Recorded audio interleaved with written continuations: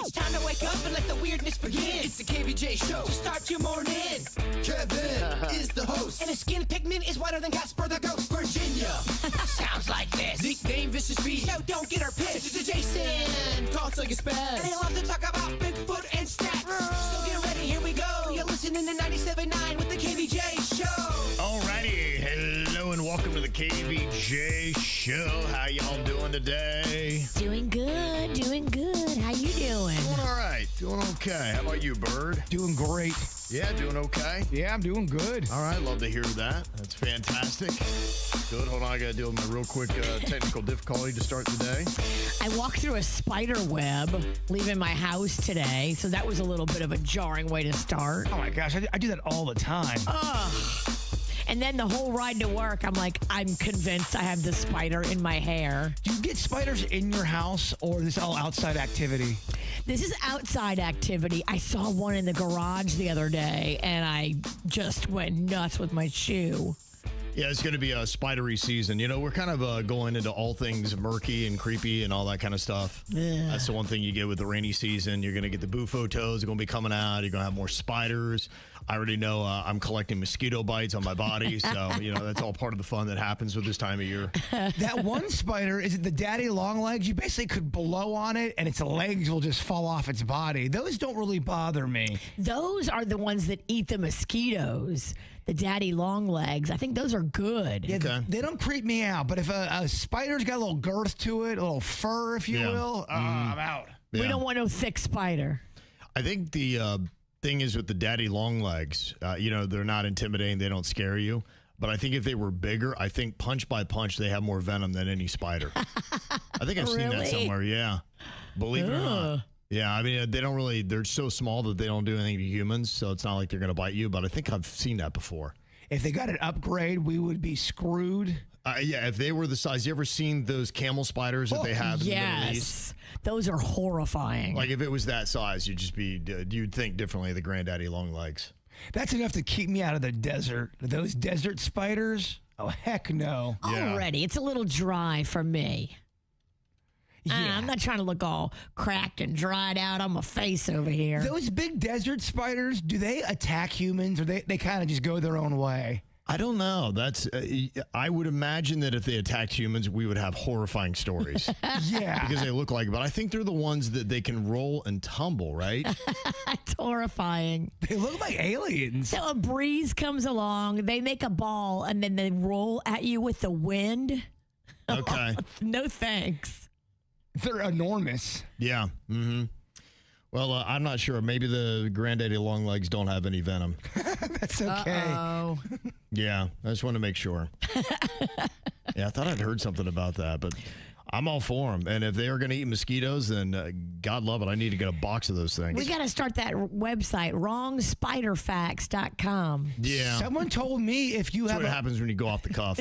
Usually going to get it wrong. if a lizard's in your house, keep the lizard in your house because they're going to eat bugs for you. They're going to be your little exterminator, so you don't have to pay. I know, but then they dry out and die. They don't live long, do they? No, they need moisture, and unless you're now leaving out little bowls of water for your lizards in the house. You're right. They clean up all of the insects, but then you have to clean up all the dead lizard carcasses. Dried out, dead, flat lizard under the sofa. I've had him a few times. Yeah, so that's what happens this time of year. I saw two by this weekend. Looks like by Sunday, maybe a high of 94. Yeah. Oh, God. Yes. It's time to go back inside. That's just gross. It is. They got the F1 race that happens, and this really is. I remember, you know, we don't have it anymore. You know, this would have been Sunfest weekend That's right. if we still had that. And that was always because there's so many different markers without the year that I kind of know, all right, then this is where we hit this point. And it was typically Sunfest where you would cross a bridge into, okay, it's slightly warming up to now you're going to get to stage 1 of muggy. And then July 4th weekend, that's into murky. Oh my gosh, July 4th, it's over. Doesn't it always rain on July 4th? Yes. Sometime during the day. It's just dank. It's a sauna. I've learned to watch my fireworks just on YouTube. It's the best way to do it's it. air conditioned. It's Yeah. nice. I can go anywhere in the world, Virginia. Yeah, they televise them. Oh, that's right. They do that now. Yeah, it's great for laziness. And then the drones look like the end of the world's coming. Fireworks are on the decline. Drones are on the incline. You're right. Everybody's doing drone shows, Kev. Yeah, I've seen that. I think they're cheaper, and people seem to be in all of them. Plus, you can do designs. I want to do one. I've been wanting one for a while, but they're so expensive. Start off with one drone light show, and see A how that single drone show. I mean, so whack. We did that on Halloween. We hooked up like a ghost to Panda's drone, and we flew it through the neighborhood. It looked so cool. Now that's cool. It had like, I got that cheesecloth and then a balloon for the head, and we put a little light, a little glowing light in the head of the balloon, and then the cheesecloth draped down, and then we hung the ghost with a big long piece of fishing wire. So you didn't even really see the drone because it was so high in the sky. All it just looked like was a ghost going over all the kids that were trick-or-treating. Some of the kids were pooping themselves. Cool thing, yeah. It does show you the trickery you can do with a drone. 'Cause imagine you're out in the woods and you just see that fly by. You're going, oh my God. I saw a ghost. Exactly. I mean, I would tell everybody I saw a ghost. I never would have thought it was a drone. Well, coming up here in just a couple of minutes, Jbird had a nice little care package for Virginia last week for her menopause, and you discovered something very important about labeling when it came to that package, because you're wondering why you're getting drowsy in the afternoon, and now I guess you have the answer. Here's the messed up thing about, your eyes going bad. When there's tiny print on the packaging, you should read it. And if you don't, you could mess up your day. Did I accidentally poison you? No, you gave me these amazing menopause patches, and I looked into it. They're hormone-free, Yep. homeopathic, super safe. But they're divided up into two different categories, some for the day and some for the night. Yep. The night ones have melatonin in them. And I accidentally was doing the night ones. I'm like, why am I so tired? It's 7 p.m. I'm not Kevin Ralston. Why am I wanting to go to bed at 7 p.m.? She is right, though. When your eyes do go out, you start making some horrific mistakes. I've done it, too. Don't do it. Read the fine print. And then oddly enough, on CBS News this morning, they were doing a report on them. Apparently, they're in high demand, and they're not able to keep up with the production of them. It's kind of like what you were seeing with some of the GLP-1s. That were going on where they weren't having that. So some of the makers are saying we're going to try to increase it because they're starting to realize how important hormone balance is as you get a little bit older. And it's not just for women, it's guys as well.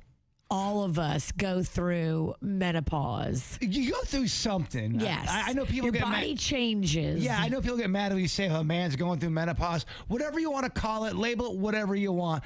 People go through changes when they just... If you're on this planet long enough, your body's going to go through some changes. And for men, I think they call it a midlife crisis, but it's the same thing. It's your body going, oh my gosh, what the hell's going on? Half my life's over? Yeah. Ooh. So I guess you got to read those labels.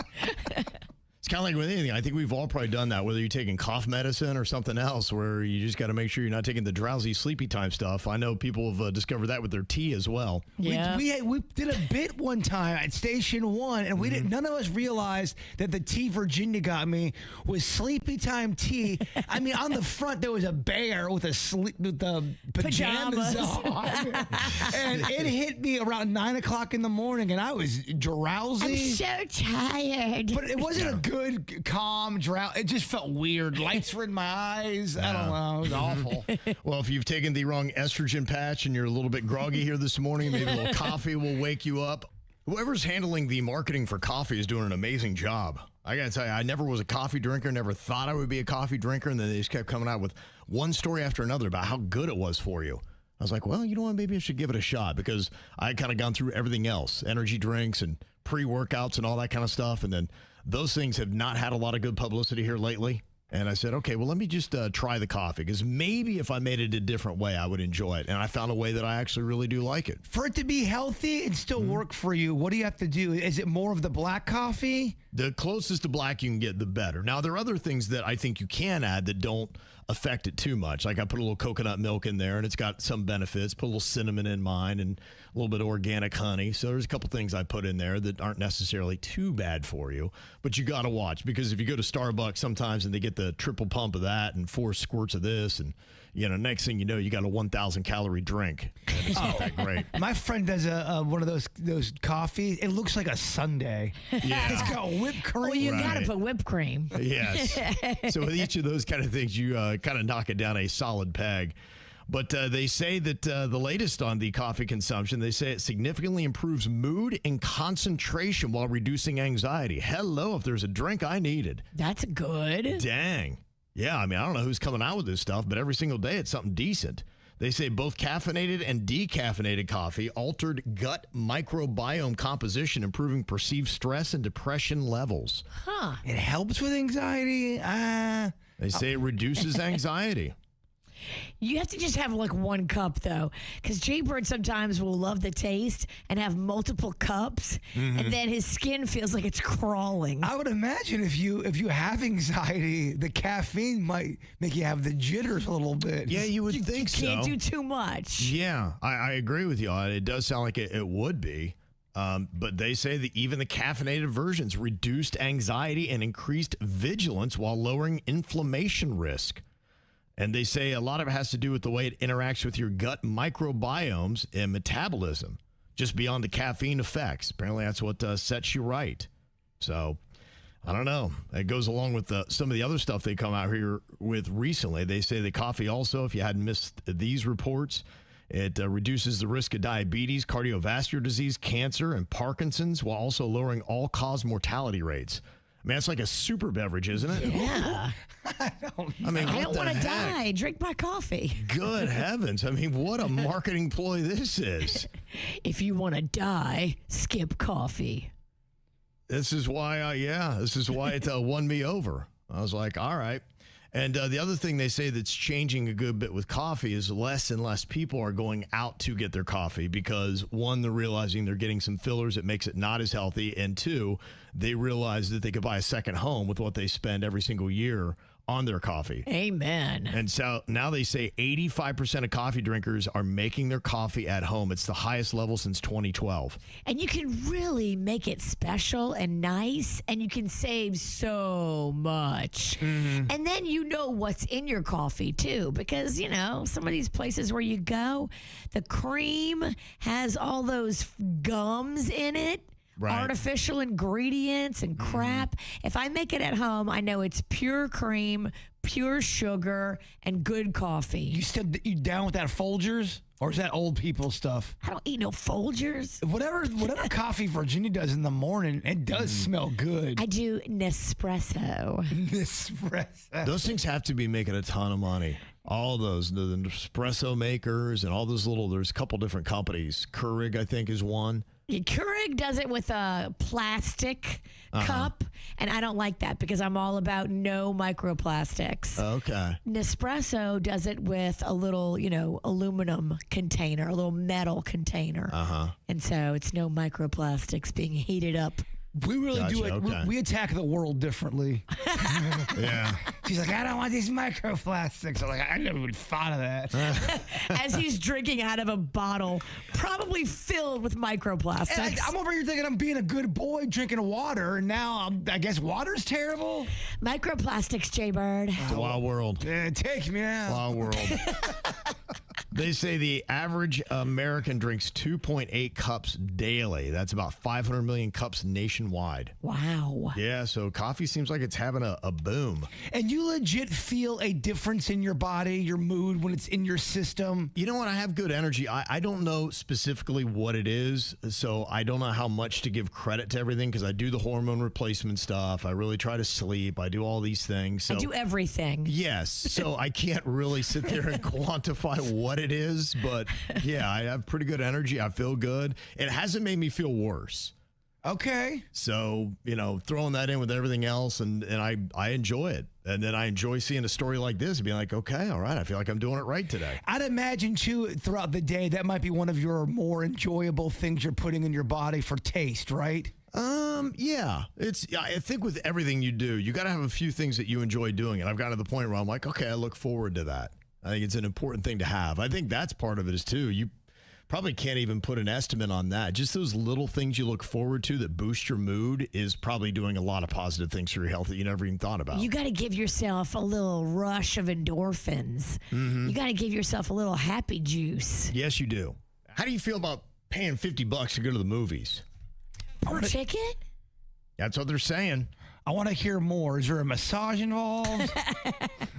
It's a lot of the theaters that we do have here, where you go to the iPix and you get to lay there and you get a blanket and they bring you snacks and all kind of entrees and things like that. Those are the theaters that are going to be right in this price range. Am I the only one that gets that blanket and kind of the whole time thinking, do they wash this? Is this wash? Who's washing these blankets? That's why I can't do it. It's the same thing with the plane. They hand us. I'm like, nah, I'm good. If everybody was cool and I knew the system and everyone was hitting their marks, doing their job, I'll take the blanket. I'm just not there to get rickets. You can bring your own blanket. That's what we do. You do? Okay. Yeah, we bring our own little blankets. How do you carry BYOB? How do you carry the popcorn? I have a big purse and I just shove all kinds of blankets in there. I got to get a purse. Should, yeah. I got a few. I can loan you one. You men carry some purses around. They say this is going to be mainly for a lot of the big blockbuster movies, and summertime is when they start hitting. In fact, this kind of came out because they were looking at the price for the 70-millimeter IMAX seats for Dune Part 3, and apparently at $50 a ticket, it sold out pretty quick. Really? Yeah. You know, you think about it, what you pay for a concert now and the amount of time. You go there and you'll see maybe a 90-minute to a 2-hour concert, which is about the same length as a movie. And I guess they're starting to figure out, be like, okay, well, if you're going to pay $120 to go to a concert, why not $50 for a movie if we make it a whole experience? Not me. Yeah. That's too high. I'm sorry. Yeah, I was talking to some people who said they don't like the fancy movie theaters. They want to go back to just walking into a theater, pay the ticket and sit down. Well, what happened to options? Remember they used to have the fancy seats in front and you could pay a little more for those and they recline and you got a little waitress.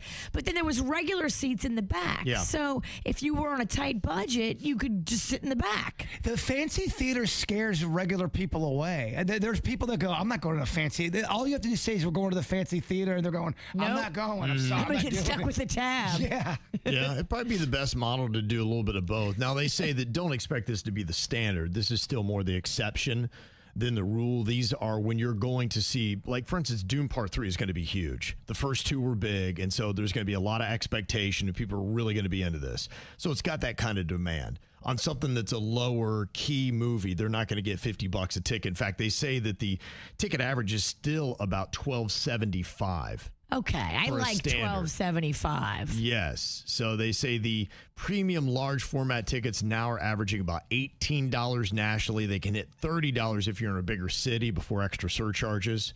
Panda and I both want to go to the movies, but we can't agree on what movie to go to. He wants to go see Michael Jackson, and I want to go see The Devil Wears Prada. And neither one of us want to go see the other person's movie. So we might go together, but sit in separate theaters. Or you could compromise, make it a double header. 2 movies in 1. Whew, that's a full day right there. Yeah, that is. It's a lot. What are you going to do? You're going to go to both? I think we'll probably end up. I'll probably end up going to the Michael Jackson one, and then he'll be drugged to the Devil Wears Prada one. Okay. We'll compromise. The movie I'm very excited to see is the Steven Spielberg one coming out in June. Disclosure. Yeah. That one looks Disclosure really Day. good. Yeah, Disclosure Day. What's that Yeah. about? Aliens. Oh, End of the world. Changing of whatever. The atmosphere. just your jam. It really is, yeah.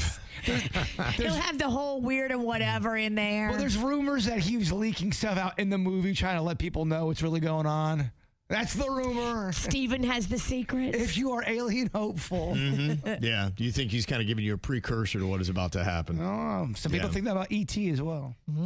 They say that when it comes to snacks, the average per person snack spending at some chains has gone up from $5 pre-pandemic to $9 now.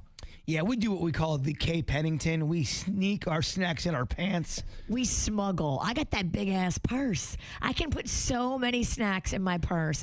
The dollar store, I would go in there. You can load up. Well, don't wonder why people smuggle. I mean, if Virginia had 10 Snicker bars from the dollar store compared to the movie theater, I'm going to Store Virginia. Yeah. Yeah, and they don't do anything to check, right? I mean, there's no frisking down. And We always get drinks from the concession stand because it's too hard to smuggle in a bunch of heavy drinks. And I like the ice and all that.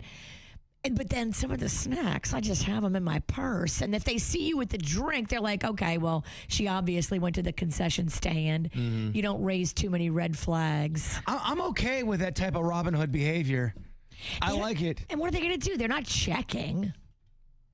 Right? I don't know. not that I've seen. Are they No. policing it? I don't think so. I brought a whole 2J's chicken meal in the theater one time. I'm not even kidding you. Yeah. I brought the whole thing in there. Why not? Stuffed it in my pants, took out the box. With a fork and knife? The whole kit and caboodle, Virginia. No one said nothing to me. That's something, though. Can you imagine if somebody brings a big old stank meal in there? And, Big old Thanksgiving dinner. Oh, no, it wasn't. It smelled wonderful. Text from Broward said 3 adults, 1 child for Super Mario, still $100 to sit in the back, not in the fancy seats. 3 adults, 1 child, $100. Wow. Well, I mean, you said the ticket's $12.50. That's still a lot of money. If you got 3 kids. Yeah, if you're talking, an average of, $20, that's still a little bit, it's higher than that. Is that Miami prices? Broward. Think about it. And the further south you go, the more expensive it is. I wonder, maybe not. I don't know. Our area is not real cheap either. It's really not I don't know why you think Palm Beach is this discounted market. All right, from Stewart Look at our down. gas prices. Honestly, Stewart, I stayed up in Stewart. It was still expensive. Yeah, I don't think Miami's more All right, expensive than we are. Orlando down. Orlando's so expensive. All right, Jacksonville down. I think you have to go out to a field, and even that is expensive. And somebody said, see the Michael Jackson movie, Virginia. I saw it Sunday, and it was awesome. All right. Yeah. You wanted to see it? Panda wants to see it really bad. Yeah, they say that, of course, it is helping out the streams of Michael Jackson music. They say he's gained 5 million monthly listeners on Spotify. It's all connected. Think about it. If you go to the movie and you're in a toe-tapping mood and you're dancing back to your car in the parking lot, you're Right. probably going to put on some streaming Michael on Spotify. Well, it's true. Anytime I watch a documentary about somebody, a musician, I end up listening to their music right after. Yeah. It works. If you had to say, what do you think is Michael Jackson's greatest song of all time? What is his greatest song or most impactful? What do you think that would be? I think you could argue Thriller because of the video and what it did. I thought Beat It was amazing because you had Eddie Van Halen on the guitars there. And I think I've seen that Human Nature is kind of a viral thing now where they've made a video for it. It's getting all kinds of views and people are kind of doing their own Human Nature video on TikTok. Yeah, that's my cut. My favorite, though, is You Are Not Alone by Michael Jackson. That's your favorite Michael Jackson song? Yes, the real... The slow, weepy one? Yeah, of course. You are not alone. That's my cut. Yeah, I do Oh, my like it. gosh, pick it up. Sorry. but- Does drag a bit. Oh, I love that Man in the Mirror. That's my cut. It's a good one. Oh, I love that one. I think I'm either Billie Jean or I'm Human Nature. That's a good one, too. Or Human Don't Nature. Stop Till You Get Enough. The other one that's That song's a banger. The one that's a jam too. I heard it in the bathroom. It was I Wanna Rock With You. Rock With You's amazing. That's such a good. Off the Wall. Don't forget about that 1980. Smooth Criminal. Yeah. Oh, I love that one, too. Yeah, he's got some. Yeah, I'd be interested. In fact, if you polled Michael Jackson fans, you'd probably wind up having a bunch of different songs all over the place. But I like your answer for Thriller just because that was And they kind of change how you sell videos. Yeah, I think if you're at least going from most impactful, it's going to be hard to beat what happened with Thriller. Remember at the end of the first KVJ horror movie, how we did the Thriller dance? I do. None of us were in sync. No. It looked terrible. We had to do it real quick, too. Kevin had to leave. And you had to leave. We had to do it like in one take. Make it quick. I need to see that again. Gotta roll. This isn't great news for the South Floridians who love the concept of the staycation here, because I was looking at the most expensive places where you can travel this summer for a vacation with the family. And in the top 5, you got Key West and Miami. Yeah, it used to be affordable to come here in the off season, but now I don't think there is an off season. No, it doesn't seem like it. Looking at plane tickets because I want to fly my mom here periodically to visit, like over the summer. And I was like, all right, let me look at July. Let me look at August and see. No, it's like $500, $600, $700 round trip. Like what? Yeah, we were thinking for 4th of July doing Key West. And we're like, oh, nobody's going to be there. It's going to be a ghost town. And we're like, why are the rates still so high? It's insane. And now I guess this explains it. It's number 4 for the most expensive tourist destination for a family summer vacation. My buddy's doing a staycation, but he's just staying at his house with his family, and they're going to be putting tents out in their backyard. I don't hate it. I don't hate it either. We're going to steal that idea. I think that's kind of fun. If your kids are little, they're not going to know the difference. Exactly. You're saving money. He already has the tents. You can actually just go to Jonathan Dickinson State Park, too. I mean, you can stay local and camp. Like, there's affordable options because these hotels are out of their mind. No, they really are. I mean, you know, there's the thing that's interesting about airfare, about hotels, about taking a vacation is just how much wiggle room there is on stuff. You know, we've talked a little bit just last week about different ways that you can cut big time money off of the airfare rates that you're doing from the day that you book to how you book to even hiding your IP, which is just bizarre stuff. But I guess when it comes to hotels, there's a lot of things as well that you can do, or at least get a better room.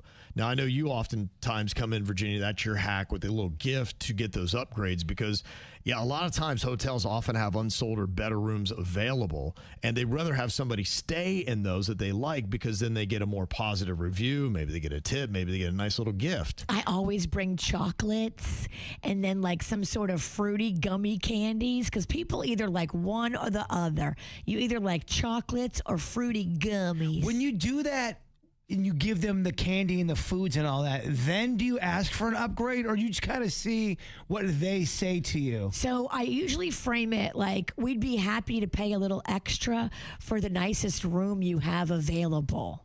Okay. You don't expect anything for free and you say, you know, I'd be happy to pay a little extra. And sometimes they'll give it to you for like $20 extra, which is way less than what you would have paid on the website when you booked it. Sometimes they'll give it to you for free. I've struck up a conversation before and gave them chocolate and candy and they've been like, here, you want some champagne? I'm like, yes. Yeah. It's good to have a good opening line because they say the key is to ask discreetly and specifically, like maybe a corner room or a better view.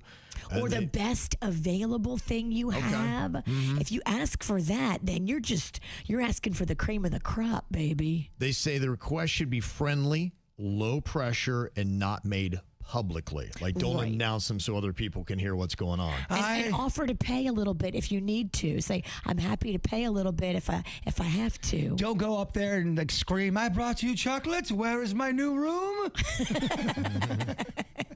Yeah, that guy's probably not going to get very far. I've got a hotel hack. Don't ever stay right next door to the gym.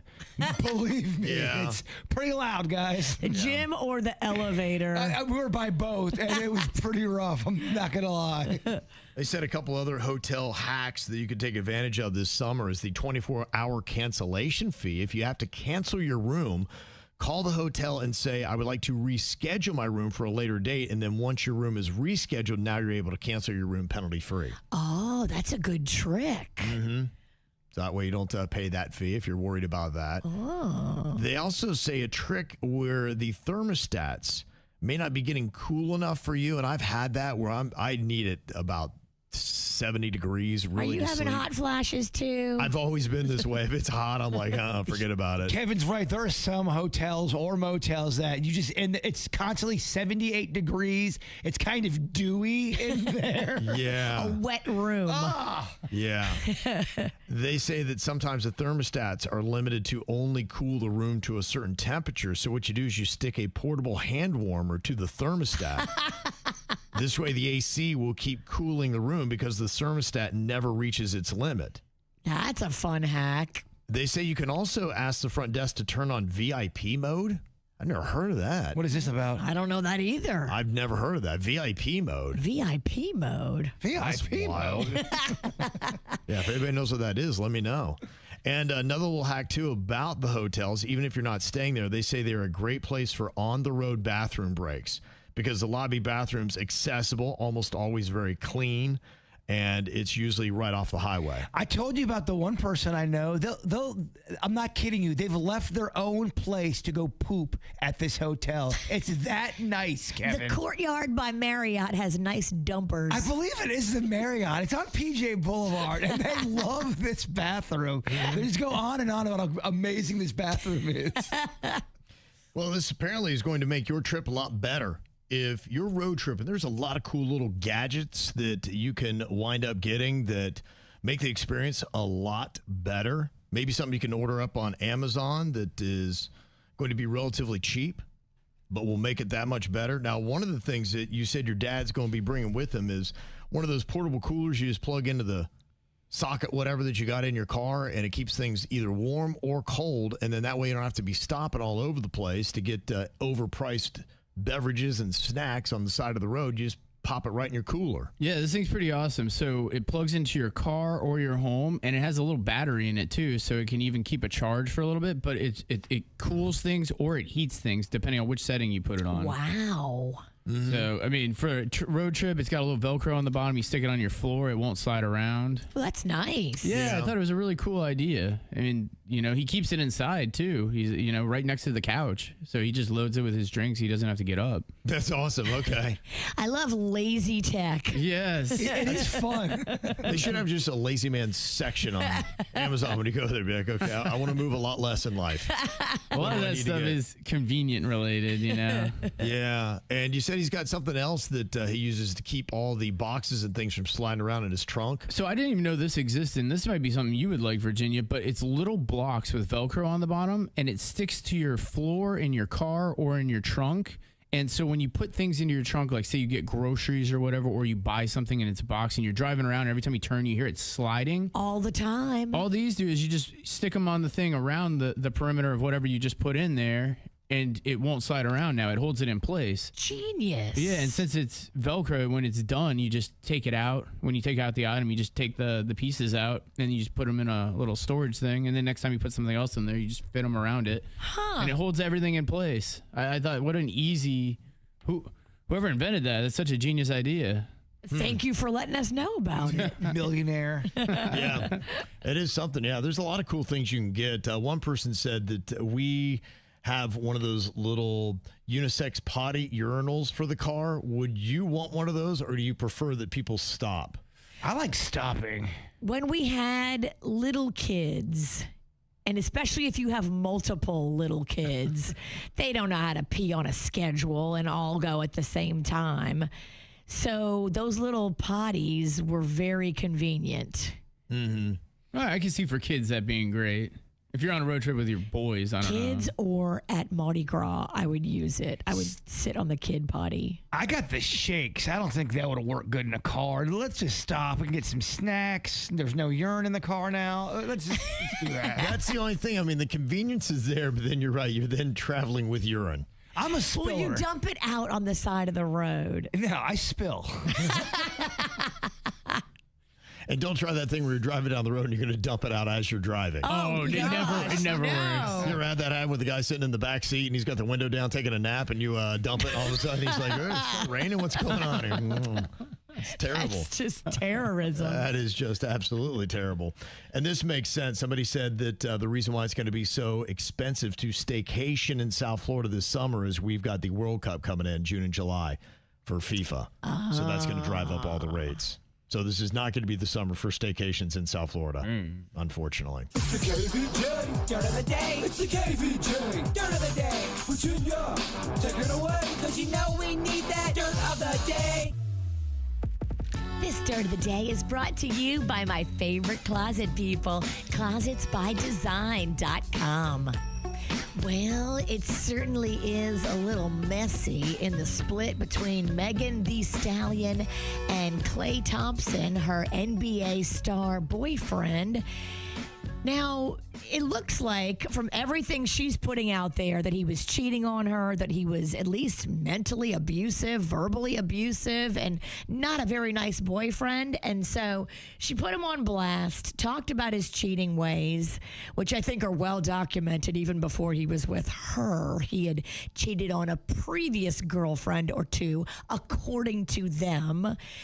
Now, a lot of Megan Thee Stallion's fans are apparently threatening to mobilize, and we don't know if these girls are joking or not joking, but all over social media, her fans, known as the hotties, are apparently putting curses on the NBA star with hexes and voodoo dolls. And then the women are encouraging each other to do something they call a mass cheat first campaign, saying we're not going to wait for our men to cheat. We're going to cheat first. And tonight we cheat for Megan Thee Stallion. Oh, that's a strong strategy. I don't know if I like that last part. The curse part and unisons, that's enough to make a man shake, especially if you're a basketball player and you're not hitting it.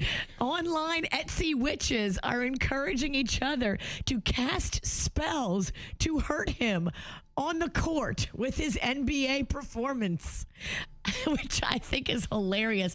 They are also saying things like, we will make Klay go bald and lose all of his games. The thing that will suck is if he really does start getting the yips and goes into a slump, they'll get credit for this. They will so get credit for it. And just knowing that it's out there and that a lot of women are putting this energy in the universe on your name, that's got to be getting in your head a little bit. A girl put a curse on me when I was 16 years old, and I'm not going to lie, it got in my head. Because everything that went wrong, I attributed to the curse. It's the curse. I wonder how much of it is the power of suggestion versus the actual power of the curse. Well, yeah, I was blaming the girl for me running out of gas. Meanwhile, my dumbass wasn't putting gas in there, but I'm going, oh, I ran out of gas. It's the witch. It's the curse. You know what Klay Thompson needs to do? His next game back, he needs to come out on the court in a bald cap and throw up an air ball. And then go take off the cap and then come back and start being like, That would be funny. Hey, go get me. Lean into it. Yeah, lean into it. I would love that. That's funny. This is disappointing, though. If you bought tickets to go see Megan Thee Stallion on Broadway, they say because of the whole split with Klay Thompson, she's all upset. So she's ending her Broadway performance in Moulin Rouge early. If you bought tickets for any of the dates in May, she is calling it quits at the end of April. So that sucks. If you thought you were going to see her in Moulin Rouge, now it's going to be the understudy. Ooh. Yeah. Cool for the understudy, though. Very cool for the understudy. So pumped. Not so cool for her fans. In fact, how crazy would it be if Klay Thompson actually cheated with the understudy? Oh, Kevin, what a juicy wrinkle. Wouldn't that be amazing? It's the man and the role. That is juicy.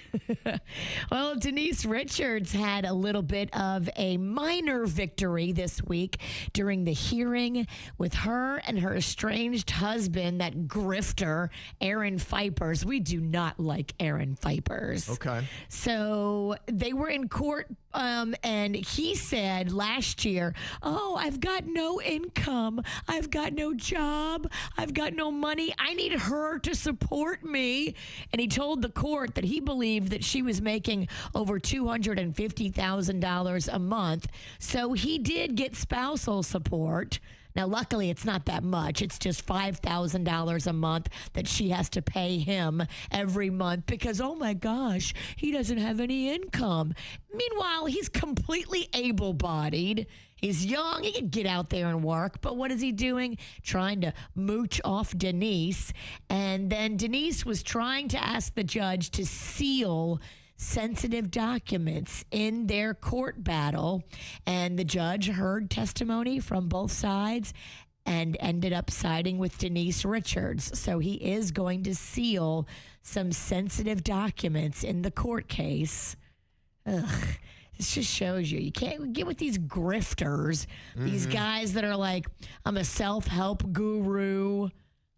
So you got to watch out for the self-help gurus. I'm not saying there's not some good ones out there, because there are. There's some really bad ones too. You got to watch out too for the man who has no career of his own and then quits his job and is mooching off of you. Like, what's that about? Yeah, I kind of look a little side eye when someone says they're a life coach. I'm like, let's see what you got going on in your life. Well, if you're so good at being a life coach, how come you have no job and you're just mooching off of Denise Richards? I don't know. Yeah, if you look at their life and you don't want to live it, then don't let them coach you. Exactly. And finally here, it looks like this guy, Jamie Ding, is doing a remarkable thing on Jeopardy, but his streak ended last night. After 31 consecutive victories, he brought in $882,000 in Jeopardy stuff, and people were watching last night, pulling for him, but he blew it last night. Still no Ken Jennings. You're right. Yeah, Ken, I think, still tops. That's why they gave him the gig. Is he still doing it? Yeah. Yeah, he is. He's the host. Yeah. He'll never be as good as Alex Trebek, though. I mean, I think he knows that. I think he's just honored to be there. Right. He's just trying to keep it going. He is so far. And that's what's going on in your dirt. Okay, we're going to see just how good Jbird and producer Denny's have gotten at their mouth sound effects. They apparently are doing these to entertain producer Denny's little son, Lachlan. So we're going to give them each 3 different sound effects. Virginia, we're going to have them perform the sound effect. You write down what you think it is, and if we can get a match, then they'll get a point per each match. Okay. Bring that A game, boys. I know, we're both nervous. You should be. Should be. It's a lot riding on this. Yeah. All right, we'll let Dad go first since it is his child. Denny's, give us a mouth sound effect. All right. Okay. All right. Think I got it. You know what it is, Virginia? Yeah. All right. I wrote down drippy faucet. Virginia, what'd you write? Yeah. Water drip. Yes, you guys got it. That was easy. That's actually pretty good. Let me hear that again. Thanks. Wow. Gosh, that's a skill. I wish I had that ability. It's very impressive. Maybe our best we got. It's all downhill after this. Yeah, so we start strong. Wow. Be ready to be disappointed moving forward. I'm not good. I'm more I'm animated. Oh, yeah, okay. There's a lot of movement when I do. You bring the physical comedy. Yes. Yeah. I can't wait for this. Okay, Burr, what do you got with the mouth sound effect?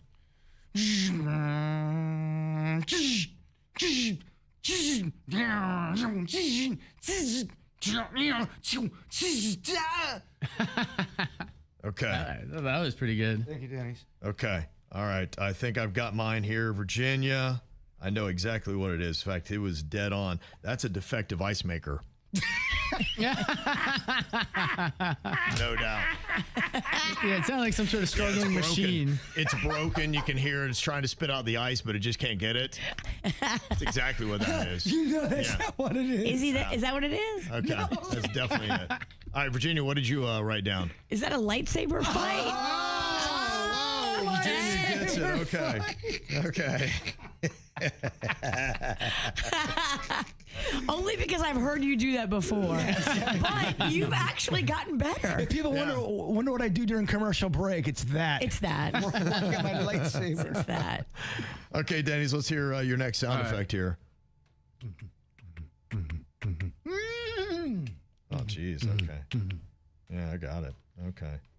I wrote down Virginia, galloping horse. That's what I'm hearing there. What do you think? Yeah, I wrote horsey galloping. That's a good horse, too. Yeah. Wow. Okay, are we correct? Yes, you guys are right. Hey. Okay. Dad is just bringing it home today. It's quite the career you guys are building, by the way. It is. Great job. The kid loves it. It's about the kid. Yeah. We know our audience. Yeah, that's good. We kind of like it too. All right, Jbird, let me hear what you got next.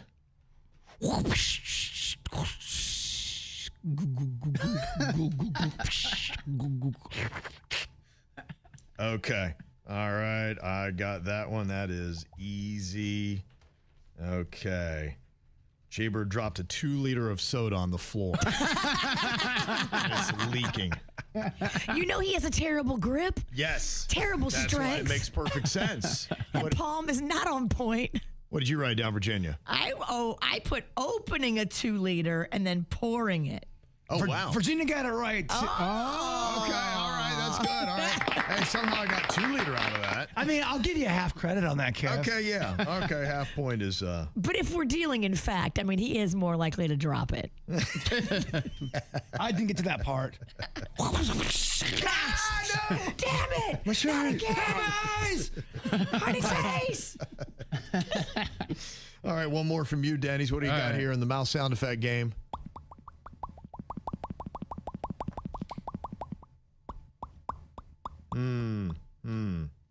Oh boy.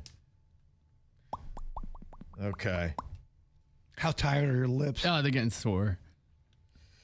I am going to say a highly competitive Chinese ping pong match. High speed. That's good. That's very good. They are You ever getting seen a after Chinese it. play? Yeah, I mean, They get it. that's what you're looking at right there. All right, what'd you write down, Virginia? I put the sound of bubbling bong water. Lachlan loves that sound. I can hear that as well. You can hear that. It was bubbles popping. Bubbles popping. Bubbles. Okay, bubbles popping. All right, one more from you, Jbird. What do you got here? He really likes this one. Yeah.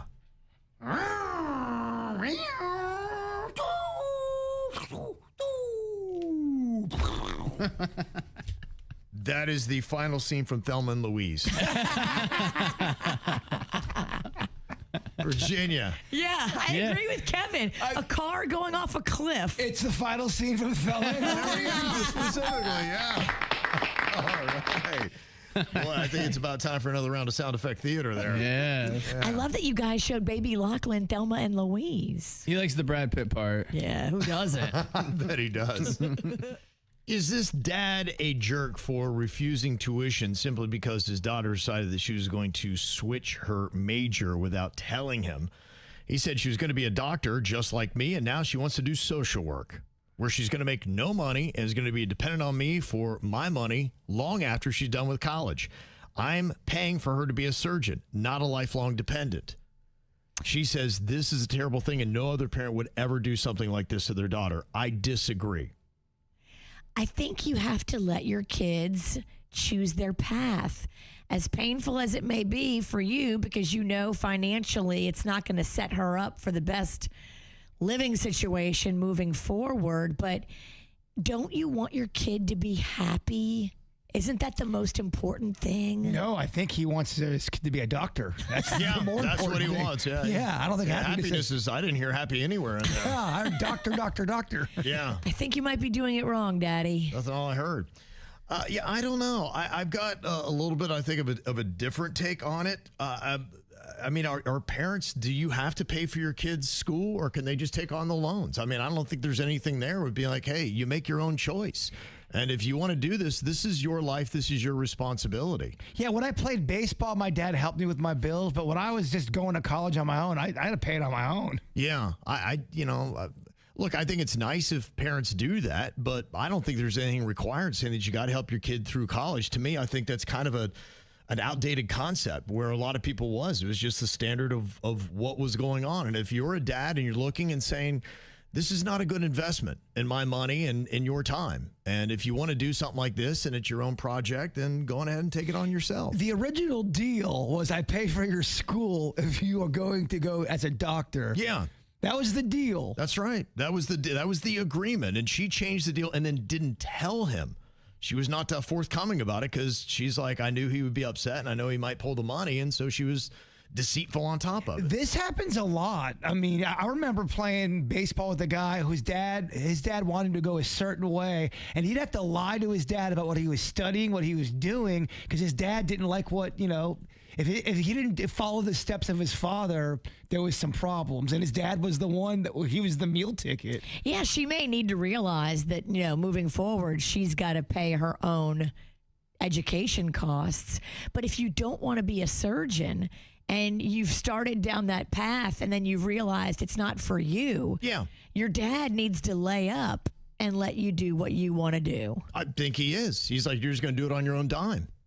Yeah. And she's like, that's not cool that you would pull the money from me because I choose to do something else. Well, she is in for a rude awakening. When you want to defer from the plan, you got to foot the bill. Well, nothing's free on this planet, baby. If someone's footing the bill, they've got some interest in what's going on over there. So if you change the plan and throw an audible, and they're paying, they're going to give you attitude. I knew that when I was growing up. I always said I'm going to make my own money because the more my parents gave me money, they really never gave me money because I never wanted it, because I knew when they did, they had a say in what I was going to do in my life because it was an investment they were making in me. I said, if I wanted to be my own man and make my own decisions, I had to have my own money. And then they were like, you want radio? Oh, you're definitely on your own. Right, yeah, exactly. I don't know if they'd have paid for that. You want to be a paid doofus in the morning? Oh, yeah, you're paying the bills. I know I wouldn't pay for that.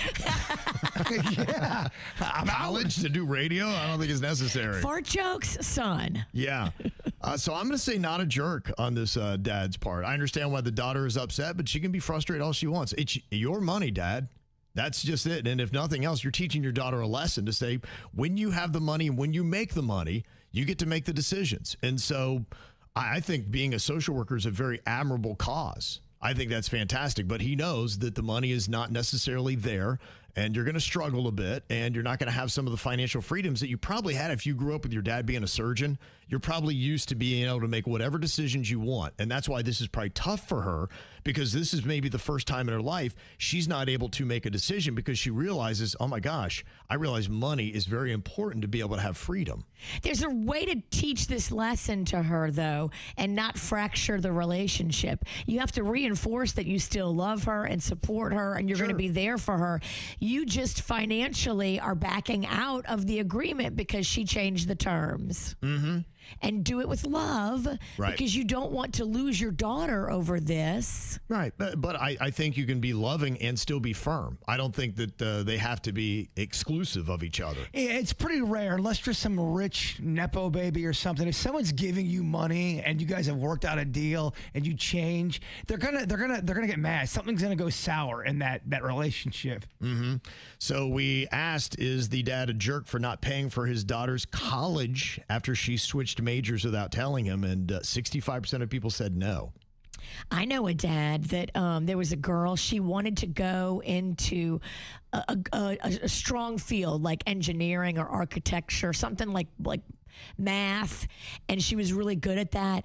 And then at the last minute, she changed to drama, and he tried to pull all of his money from he'd been putting it aside for savings and savings and savings, and he was very upset. I think in the end, he acquiesced, but although yes, there was drama. There was big drama. I think this is a good discussion because you are going to have kids that are going to be going on to college, where I think if you're going to be bankrolling them, if there are any terms, I don't think there's anything wrong with that. You can discuss with your kid, be like, okay, here's the terms for my investment into your education and what it's going to require for you to maintain funding. It could be you have to maintain a certain level of grades, you have to pursue something, and if it's my money, I do get a say. If you want to take on the loans and make it your own debt, then you do whatever you want to do. That's why you said you never want to take money from your parents, because you want to do it your own way and have no one all over your case about how you're doing it or what you're doing. You got your own money, no one can say a thing to you. You do whatever you want to do. But it ain't cheap. No. And it's not easy. No. And it's not getting cheaper either. Mm-hmm. This person wants to know if they're a jerk for commenting on their girlfriend's underwear. Says, my girlfriend and I, we've been dating for 4 years and everything is amazing. We get along well, and just like every relationship, we talk out our problems. Well, the other day, I brought something up and I feel like she took it the wrong way. Around our 2, maybe 3-year mark, she decided to start wearing briefs whenever we're at the house because she said they're very comfortable. And I had no problem with that at the time. But now it's getting to the point where I'm like, okay, am I ever going to get to see you in some nice lingerie or underwear now? And the only time she'll ever wear something nice and sexy is when we go out on our date nights. But as soon as we get home, it's straight into the briefs. I brought this up to her, and she took it as I think she looks ugly in briefs. I explained to her that she looks amazing, but I would never think she looks ugly in anything. I just dropped the conversation shortly after because I didn't want this to escalate further. But am I the jerk for stating that I want to see her in something other than briefs all the time?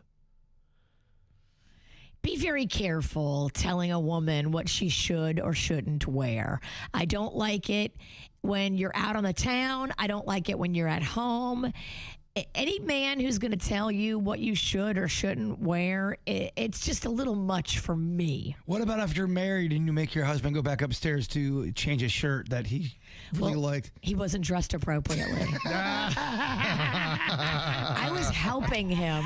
Oh, you were? Okay. He didn't realize the venue. He's just trying to help her. He's like, hey, you got to realize that these briefs are not nearly as sexy as this other underwear, so I'm just trying to help you look sexier at home for me. No, Kevin, off with his head. Off with his head. Okay. Don't make me have to Lorena Bob it. Off with something else. Yeah, and look, if they're not nearly as comfortable, put them on for a little show. You guys have your little time and whatever it is you need to do, and then let her put on something more comfortable. Please, let these women be comfortable. You know, I agree with what you're saying. You should never tell someone what to wear, but also, too, you got to make sure you're still trying in your relationship. Yeah. And not just going through the motions. There's an easy compromise here. Yeah. It's like, hey, let's put on a little vaudeville act and a little show, and you wear this, and then we'll do that, and then you put on the briefs and get comfortable. Imagine if Panda always wore this shirt that had holes in it and there was like a permanent stain. Even if it bothered you. It would go missing. Yeah, you didn't like it, but he was comfortable in it and you wanted it gone. Are you a jerk for saying, Panda, with this hole and the stains, come on, what's going on here? Yeah. Now, there might be something deeper in your relationship. You've hit the 4-year mark, and maybe she is wearing something that she knows will repel you. Because she does not want your attention. She's tired. Yeah, so maybe you've got something deeper going on, but yeah, I would be very careful and tread lightly on this one. Is it possible that we are just missing out on tons and tons of money that we should be jumping into, but we're just too lazy to do it, or maybe just don't know about it? It's called no-proof lawsuits. And there are these class action lawsuits that are out there where maybe there's been a popular product that a lot of people have enjoyed, and then it didn't work out for them, or they're doing something shady, and there's just so many people, and you can kind of like just jump in and fill out a little bit of paperwork. But what if you've never used that product? I guess the question is maybe they just don't know. Now, I don't know if you can buy this or not, but here is a TikToker trying to tell you how you can jump in on some of these lawsuits and make some easy free money. Here are some no-proof lawsuits you can go and file for right now. Starting off so strong, we have Colgate. Don't forget about Colgate. $250, no proof, for putting lead inside of the toothpaste. Large amounts of lead. Starbucks, no-proof lawsuit, being sued for putting VOCs inside of the decaf beans. A $40 million lawsuit. Payout's probably going to be like $1,000 each. We also have Tampax Pearl tampons being sued for heavy metals and toxins in the tampons. No-proof lawsuit. Gonna be a lot of money. That's what I'm going for. Heck yeah. Is this real or is this some TikTok fakery? Thank you, because there's a lot of TikTok fakery out there. I mean, anyone can say, I use Colgate, give me $250. Mm-hmm. That's what it sounds like. Well, that's how she's selling it, yeah. Now, there are some ones that are out there, and there's some legit sites you can check out to see what is there, like classaction.org, or you can go to Claim Depot, but it is really rare that you're going to make a lot of money. They say if you want to get a higher payout, you usually have to have medical issues, financial loss, employment dispute, securities fraud like stocks, and you've got to show your work. So there is something to this, so that people just can't be going, yeah, I'm just going to put my name in here. Oh, there's 1,000, there's 1,000, there's 100,000. Colgate and Tampax, yeah. Yeah. Metals. It says that really if you want anything over $1,000, you're going to have documentation. And sometimes you'll have to have a lawyer to make sure that you get your cut. It's not as easy as just filling something out. Hot dog law. Yes. Did you have metals in your tampons? You didn't deserve that. It ain't your fault.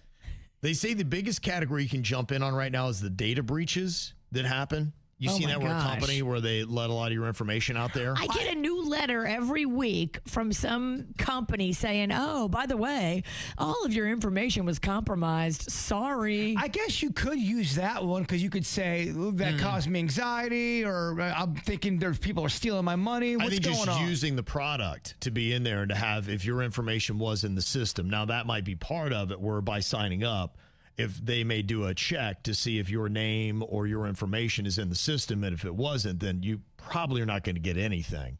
But I imagine they'd be able to check that pretty quickly. Now, if it was, and this was Google and you've got a Gmail account, then they say typically anywhere from $50 to $200 without proof. With proof, anywhere from $5,000 to $10,000. Be careful, too, because these would be a great way for scammers to get your information. Ironically, you're trying to get money from a data breach that you think really happened, and it didn't. It's a scam, and now your data really is breached. So when they say without proof, it does sound like you don't need anything other than I ate some Colgate. They had metals in it. Yeah. And now those are smaller payouts. You may get $50, something like that, maybe.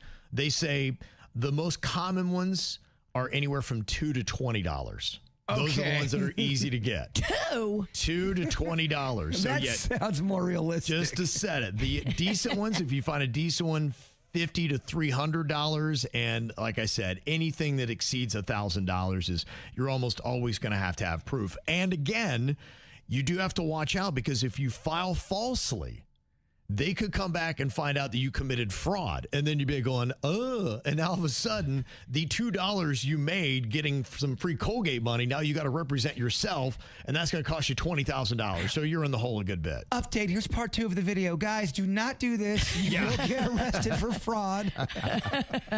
But if you've got the time and you're looking for little ways, it's almost like finding some change in the couch.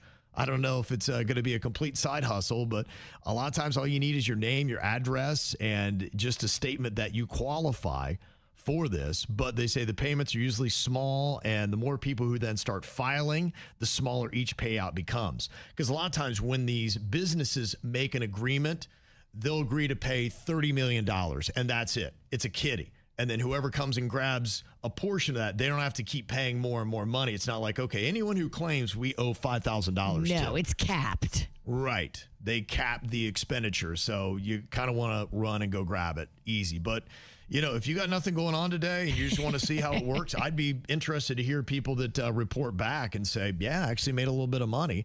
How much and how much work and time did it take you? Kevin, I did it for 9 hours and I got $11. Right. I don't think that's a good investment of your time. Yeah. Again, you can go to classaction.org or Claim Depot. Curious if anyone has ever done this, and is it a solid side hustle, including one cheer mom who said that, there's recently a class action lawsuit against Varsity, which is a cheerleading company. I did the claim about 2 years ago. It did require me to print out anything I've paid to my daughter's cheer gym. It covered about 7 years, so it was a little bit of work, but my daughter was in cheer for 5 of those. And just last month, I got a check for $4,600. Whoa. I know people got over $18,000, but it did require proof. So keeping those receipts whenever you're buying something could pay off if they wind up losing a lawsuit. Wow, that's a big chunk of change. Somebody else said, yeah, I got a bit of free time at work, and I've logged on to quite a few of those open class action lawsuits, and I've gotten payouts on 3 totaling $500. I mean, that ain't chump change. No. And I have a bunch of still active ones, but they were all legitimate. And somebody else said, I make sure to fill out every postcard I get in the mail. Most people just throw them out because they look like junk mail. But if you're getting one, it's because they know you've purchased or you have the stock. I've gotten anywhere from $6 to a little over $900, and it normally doesn't take more than 15 minutes to fill out the forms, which are all online. Huh. So, you know, there could be something there. If you are sitting there going, gosh, man, I'm having a hard time finding work, or I'm just twiddling my thumbs all day, ClassAction.org or Claim Depot might be a place where you can actually find a little bit of money for doing a little bit of extra time. We could all use a little extra cash. Mm-hmm. We got Trish on here from Boynton, and she says that she filed twice, and you got a little bit of money. How much did you get, and how much time did it take you, Trish? Well, I filed against Facebook for what I don't know. I just saw this thing about Facebook, and I filed. It took me 2 minutes to fill it out. And then about 2 years later, of course, I forget about it, but they sent me a check for $21. Oh. And then, and then the second time, I filed against Walmart for, you know, how you buy fruit or something and you weigh it. Mm-hmm. But then you get up to the register and it's you know, of course, nobody's going to remember how much it weighed. I never really even weigh the fruit, but then they charge you more. And then you have to think about it. Say you buy a steak, and it says it's £1.25 pounds, and it's $19.99 a pound. So you're buying a $25 steak. But who's to say that their scale isn't off by a quarter pound? They're making $5 on every single steak they sell. Right. Yeah. I wonder who and how often somebody calibrates these scales. Yep. Because one time I went to Publix and I weighed myself up front. I weighed 101 pounds. I'm like, 101 pounds? I know I weigh 145. They want me to buy more That's food? funny. We were talking about those scales yesterday. They never say you weigh more than what you do. Never. The way they want me to buy more food, I think. That's You know, so who the hell calibrates these scales? Gosh, And you how know what? often That do is they do it? that's actually funny that you mentioned that, Trish, because we brought that up yesterday on the show where Jbird was sad that they were getting rid of some of these public scales. And the reason, I guess, is the manufacturer went out and they can't get parts. So as they break, they got to get rid of them.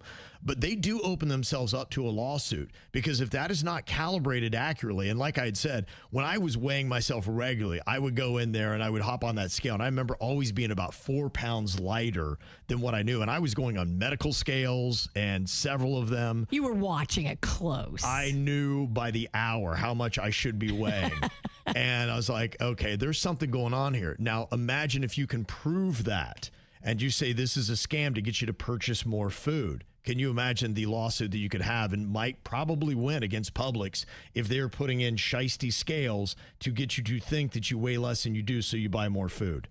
That'd be a big scam. Could be a big scam. And that might be part of it. They realize that that's a liability and they're like, yeah, let's just get rid of those things. So I don't know. Just a thought. Yeah.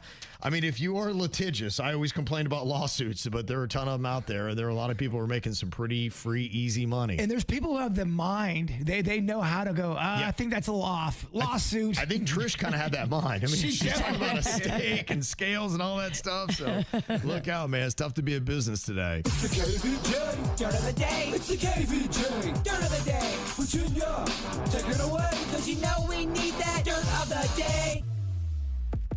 This Dirt of the Day is brought to you by my favorite closet people, closetsbydesign.com. Well, the third man that was charged in the 2002 killing of Jam Master Jay just pled guilty in federal court yesterday. Prosecutors say he admitted that he helped the gunman get into the recording studio where Jam Master Jay was there. He helped to ambush him and kill him and knew that a gun would be used. That man now faces 15 to 20 years in prison for pleading guilty.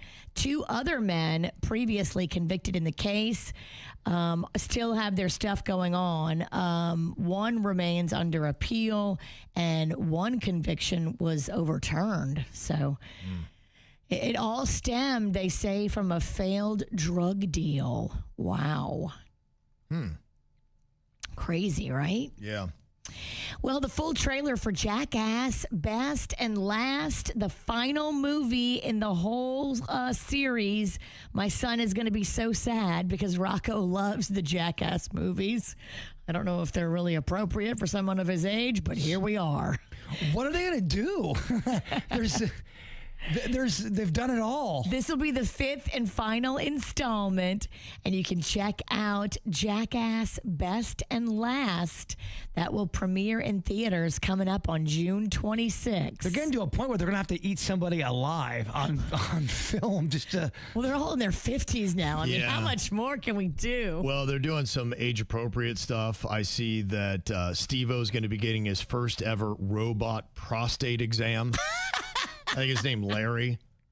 Larry, the robot, is going to do the prostate exam live. We're going to see it all. I would imagine. I mean, if we're talking about Steve-O, he's not going to pull any punches on that. You'll see more than you want. Will Bam be there? Is the whole band back together? So I think what they're doing is they're using old clips of Bam to play homage to him, but they're not doing new stuff with Bam, was how they explained it. So Bam will get some money, and they're going to end this thing right with, everybody getting paid for the 5th installment, but it'll be not anything new shot with Bam. I don't know how accurate this is. I heard they were trying to kind of bring a new generation, almost kind of train the younger bucks to come on up and have a new... Like a whole new kind Like they're coaching? Like Saturday Night Live. There's different people each season. There's new people coming up. I don't know. I mean, I think that you're going to set yourself up for a lawsuit if you teach young kids to do the crazy stuff you used to do, because I think a lot of these guys have really hurt themselves and done permanent damage, including like concussions. And I don't know if... That's why Johnny Knoxville's getting out. He's had so many concussions that his doctor's like, you're going to be a vegetable if you take any more of these. So. That money's not good if you can't spend it. Exactly. Yeah. And finally here, you want to play a little game? Love games. How much money do you think Shannon Elizabeth made in her first week on OnlyFans? Now, it's going to be diminishing returns. We all know the first week, the first month is the best week and the best month. So she's not going to keep this up forever. Did she play? Did she do any Nadia from American Pie stuff? You know she probably did. I mean, go to that work, character. Yeah. That's what works. So how much do you think she made first week? She's got a good name to her. I'll say she made $800,000. Kevin? I'll go a little bit higher. I'll go 1 million. Kevin's right. It's 1 million, just shy of 1 million. What does she do on there? Is she just talking? Is she just wearing like a little teddy? Well, I mean, imagine if she did that accent, and she may not have to do anything that bad, where she may give you a little bit more than what you got in the movie, and it would be personalized, but she could probably still charge a ton of money just for that. And she can pick and choose what she wants to do, because on OnlyFans, people can send you a request and let you know how much money is attached to that request, and then you can accept or deny, Jbird. So is that how it works? I've never been on that before. If let's say Kevin wants a video from her, he pays extra and she'll give him a personalized video. Is that how it goes?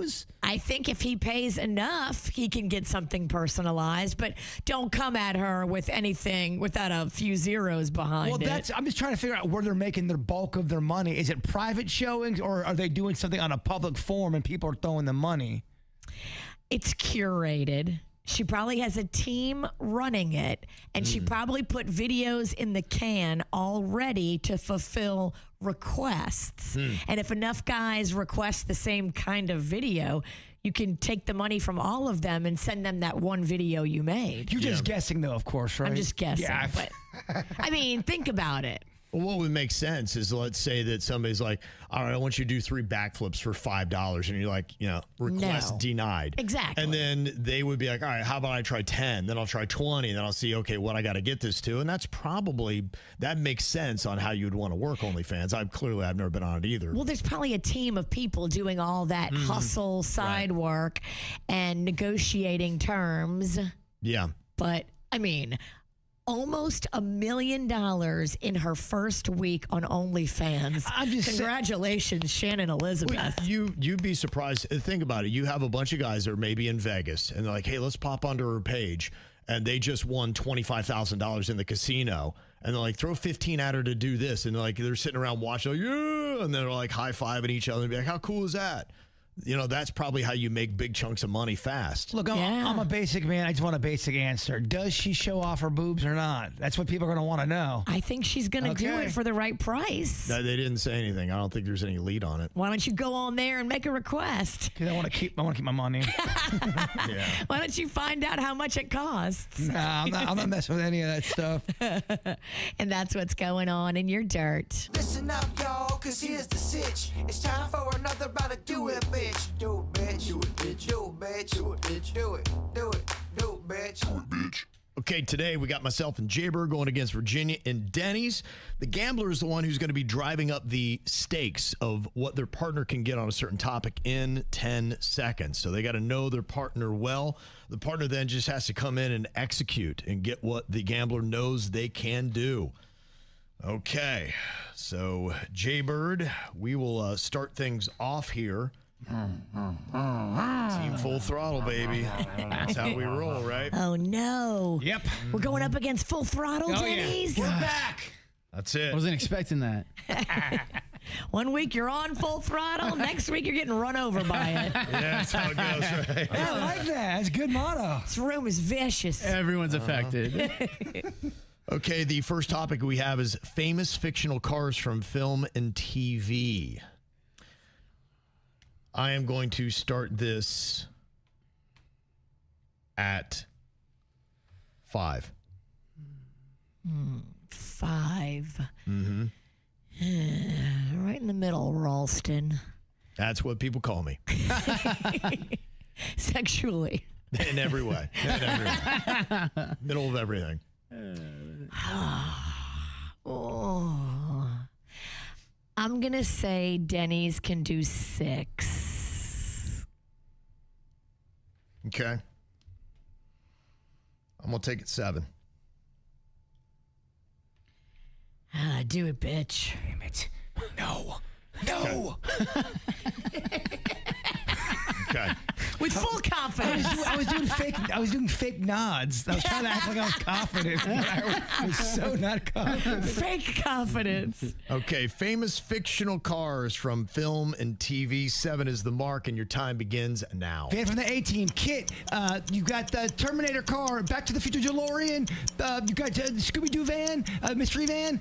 You got Chips motorcycles. Lamborghini. What was the last thing? Lamborghini. I don't think that one's. No. All right, Danny. Okay. You don't have to yell. That's Denny. tough. That's tough. That was a tough one. Yeah. Okay, got 6. Yeah, we didn't have to get to that. It's close. It was That close. was, yeah. Thanks. Well played. Okay. We'll cede the first point. Damn it! I'm sorry. Who's my teammate? Kevin. I'm Don't sorry. look at me. That's okay. No, We're enemies right I now. drove it a little bit too high. Okay. Next up, we have got types of soup. Types of soup. Okay, Virginia, you start this one off. This is interesting because Jbird loves soup, but he destroys everything he loves. Oh, this is true. Denny's can do 7 soups. Okay. We're going to go 9. Do it, bitch. Oh, hold on.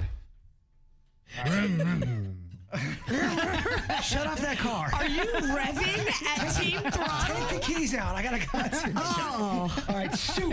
Kevin raises. 9 types of soups in 10 seconds. Your time begins now. Lentil black bean, chicken noodle, turkey, bisque, timbena bisque, pumpkin bisque, meatball soup, marinara, yeast. Oh, okay.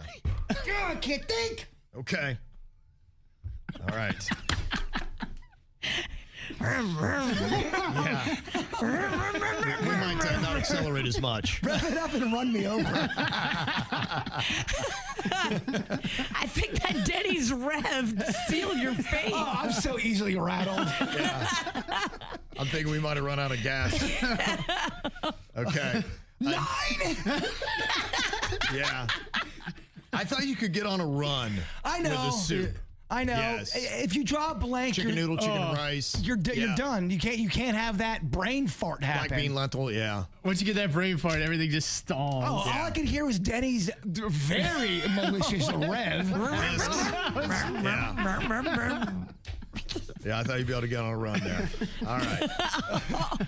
Okay, next we'll go items in a school backpack.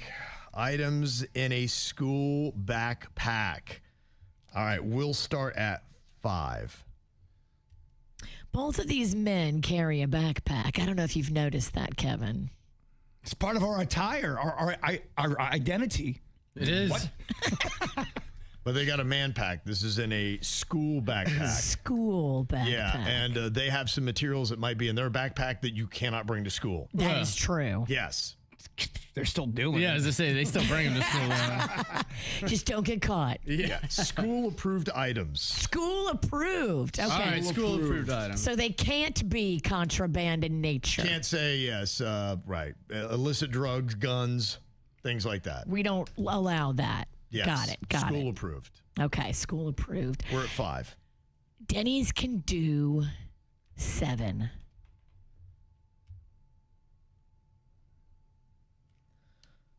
Do it, Denny's.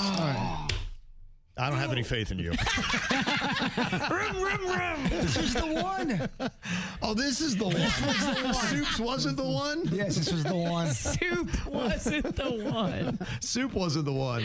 All right, Denny's, you get a win with 7. Your time begins now. Pencil, pen, marker, paper, notepads, lunch, toys, pencil sharpener, eraser.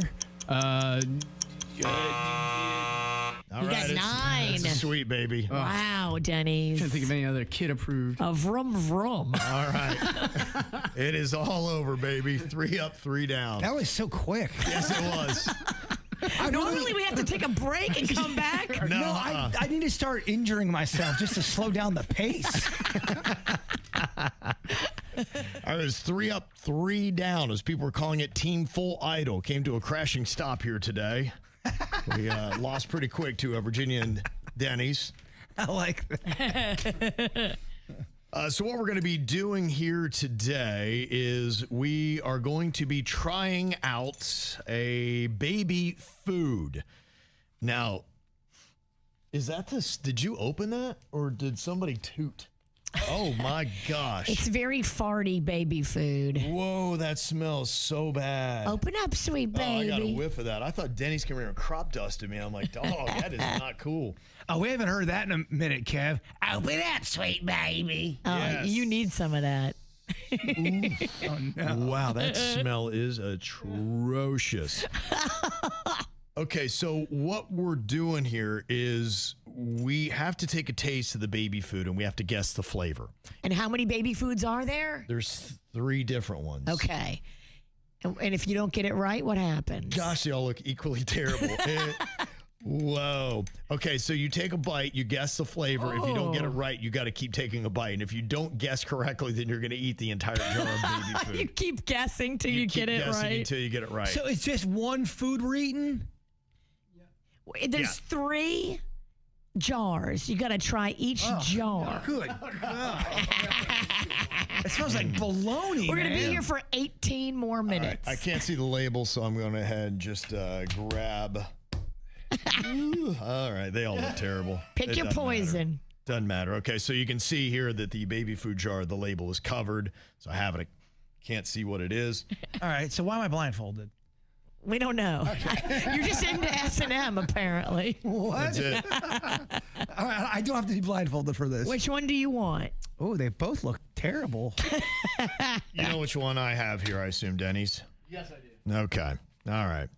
So I'm going to try this out with a nice, healthy little bite. Each bite needs to cover the spoon. That is the name of the game. So you cover the entire, it's a plastic spoon if you want to get the dimension of it. And I'm going to take a taste and hopefully guess correctly what it is. Open up, sweet baby. It smells terrible. It smells like a type of like processed turkey or something. So I'm guessing that might be 1. We can get no apricots in here? Oh, no, it's all meat. Oh, gosh, that is terrible. What are they giving this to babies for? I guess we don't like babies. Oh, that is This just in. We hate babies. I don't know if I can eat this whole jar, dog. That's awful. Is your guess turkey? It's usually turkey and something. Oh man. I will go I don't even know what they put in these things. Turkey and potatoes. Please let me be right. Denny's saying no, you are not correct. Let me, okay. All right. It's not turkey and potatoes. No, it's not. It is a combo, though. And I was only going to count the main ingredient, so you guys don't have to worry about that secondary one, because it's kind of tricky. Oh, so it's not even turkey. No, you didn't. No. So just a main ingredient. I haven't gone yet. I was waiting for Kevin to be done. Should I go? Go right now. Yeah, you could take your first bite over here. Open up, sweet baby.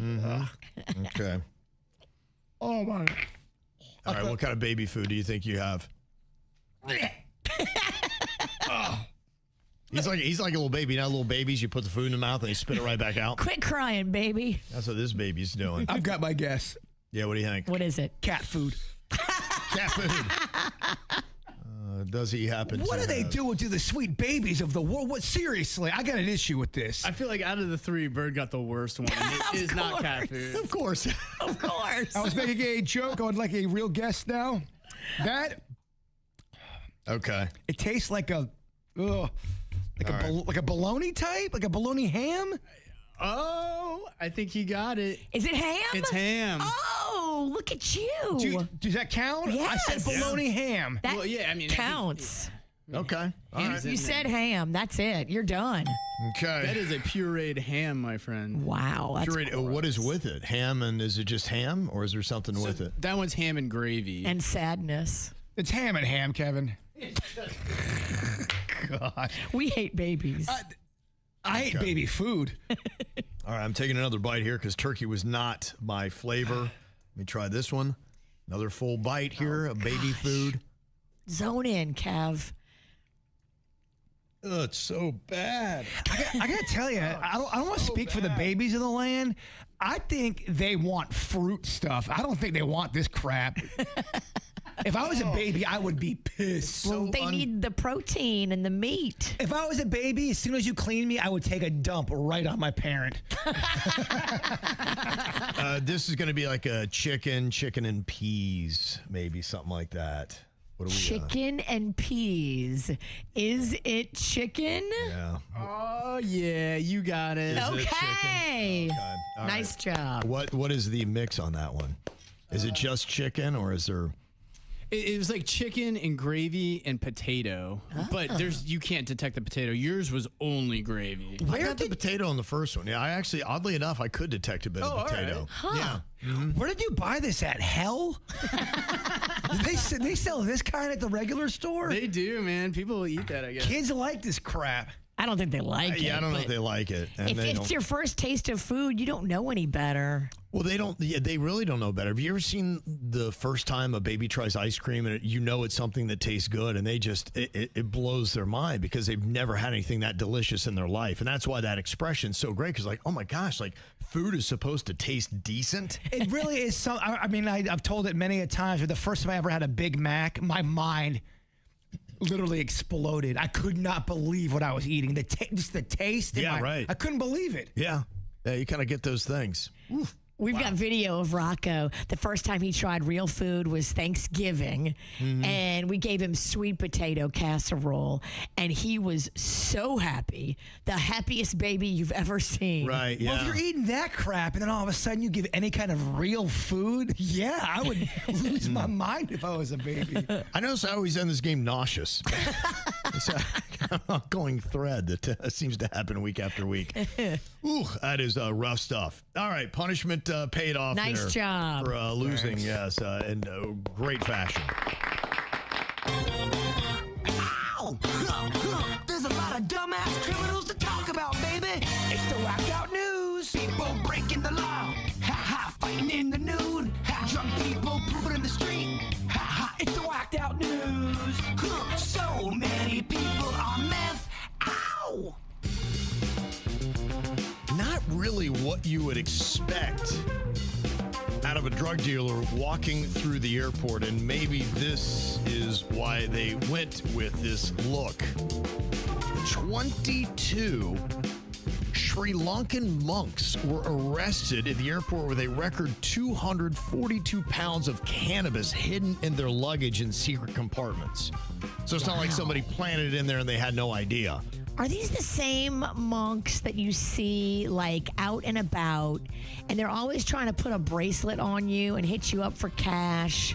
Because those guys are shady AF, and I would expect exactly this out of them. I think those are Hare Krishnas. Oh, all right. Well, I don't know my monk from a monk.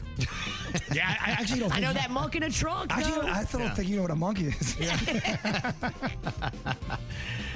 Yeah, they said each of them had about 5 kilos with the total value of about $3.5 million. So are they're faux monks? They're not real monks, correct? I'm not sure how they did it, but it sounded like one of them was recruiting some of the others and saying, hey, dude, all you got to do is wear a robe and shave your head, and you're basically a drug mule. And so I imagine there was not a lot of authenticity in that. I would say that it was, if I had to guess, I mean, I don't know where their heart is, but I would say it's more of a front. Well, it's like when someone cuts out, the middle of a Bible and puts stuff in there. You're acting like you're part of the Bible community when you're not. Is it 5 kilos a lot per person? Denny's? It's a decent amount, I think, yeah. I gotta understand kilos. I only understand measurements through sub. So if you tell me, is that 80 subs, Bird? I'd be able to tell you. No, I think it's like 2 subs, right, Denny's? A kilo would equal 2 subs. Oh, more? Oh, wow. Yeah, a kilo is a pretty good amount. Are we talking 20 subs, Denny's? Denny's, you need to put it in subs. If we're putting it in subs, I'd say a kilo might be maybe like 5 to 6 subs. Okay. See, that makes sense to me. All right. They each had 5? Each had 5 to 6 subs. That's too many The subs. size of we're just trying to figure out the size of the drugs here. You went too big, monk. They went too big. Yeah. Well, they busted now. Gotta watch this if you're vacationing in Egypt and you're watching that little snake charmer show that they put on. Yes, I'm fascinated by this snake charmer. I mean, you look at them and you're like, okay, they've got total control of the snake. They're playing the little flute and the snake does whatever they want. If the guy allows the snake to crawl up your pant leg, don't think he has control of the snake. One guy found out the hard way. He did. The snake went in his pants and killed him? Yep, bit him. And I don't know where it bit him, but it crawled up his pants. Where was the I don't know if it thought that it was staring at another snake and it attacked. snake on snake? That'd be a terrible way to go. Like, two little grapes. Let me try these out. Let me bite this one-eyed snake. My goodness. Where was the tourist from? I have no idea, Virginia. Oh, The thing that sucks, too, is that... sorry. Sorry. They didn't say that in the It's story. not important. Never mind. Who's the snake now?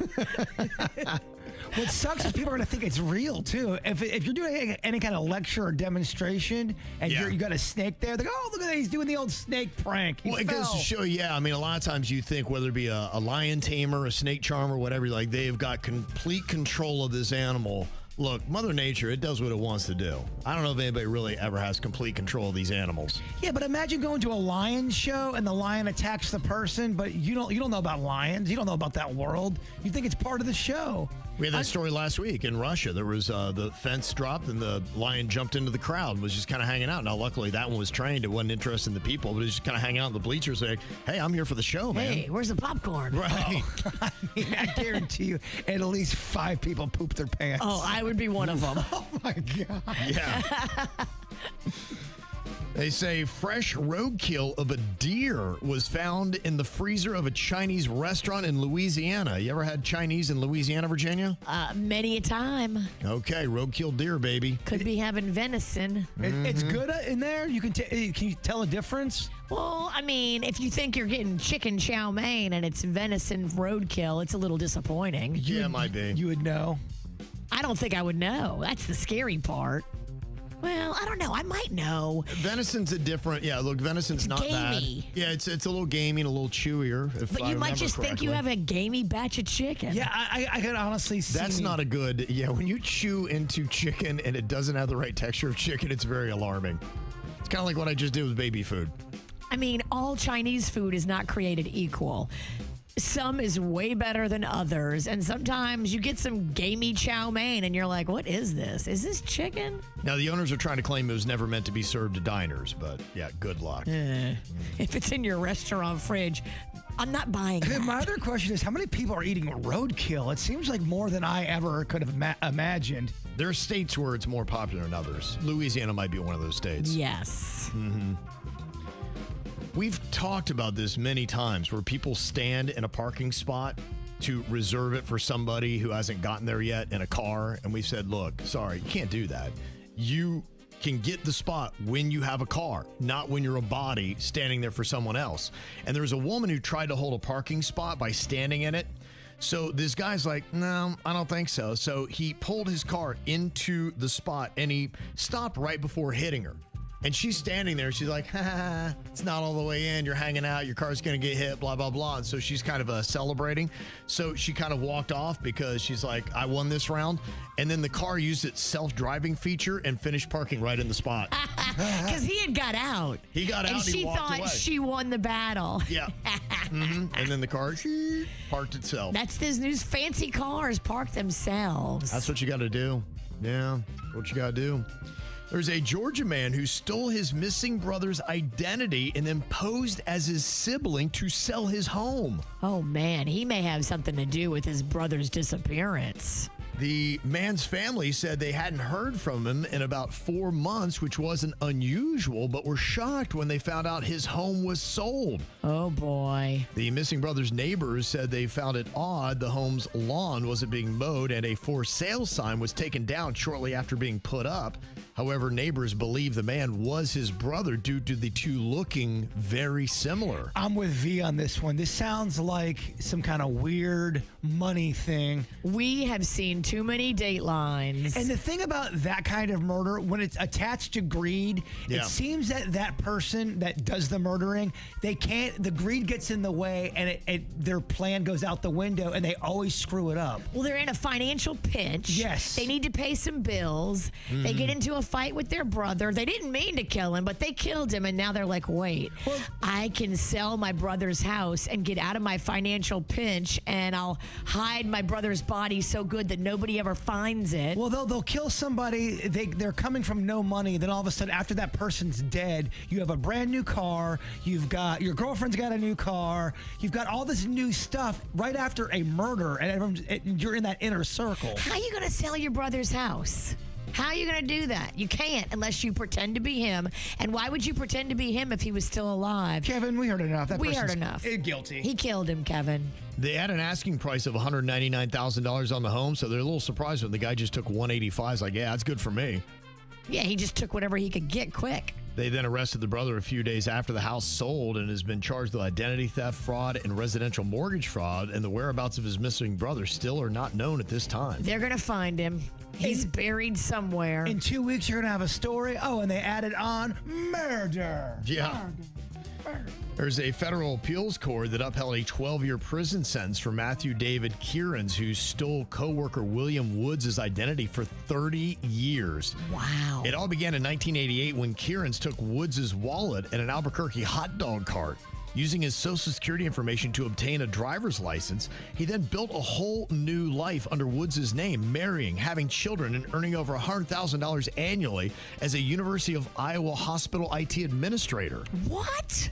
When Woods tried to reclaim his identity in 2019, Kierans convinced people that Woods was the actual imposter. Oh, my gosh. Then Woods spent 428 days in jail and 147 days in a mental hospital before DNA evidence in 2023 proved he was right. They waited that long to test that man's DNA? He spent like 2 years of his life in jail and mental hospitals because they thought he was cuckoo, trying to say he was a guy that he really was. Did they have the worst lawyer ever representing him? Wow. Now that should be a documentary. Yes. Kierans then pled guilty to aggravated identity theft and making false statements, and now Woods works as a landscaper in Albuquerque and plans to seek compensation for wrongful incarceration. You should. You should sue everybody that locked you up That was over a year and 2 years. Like, what the hell? That is pretty wild. I isn't it? would watch a documentary on that. I would too. That's a great story. Dang, man.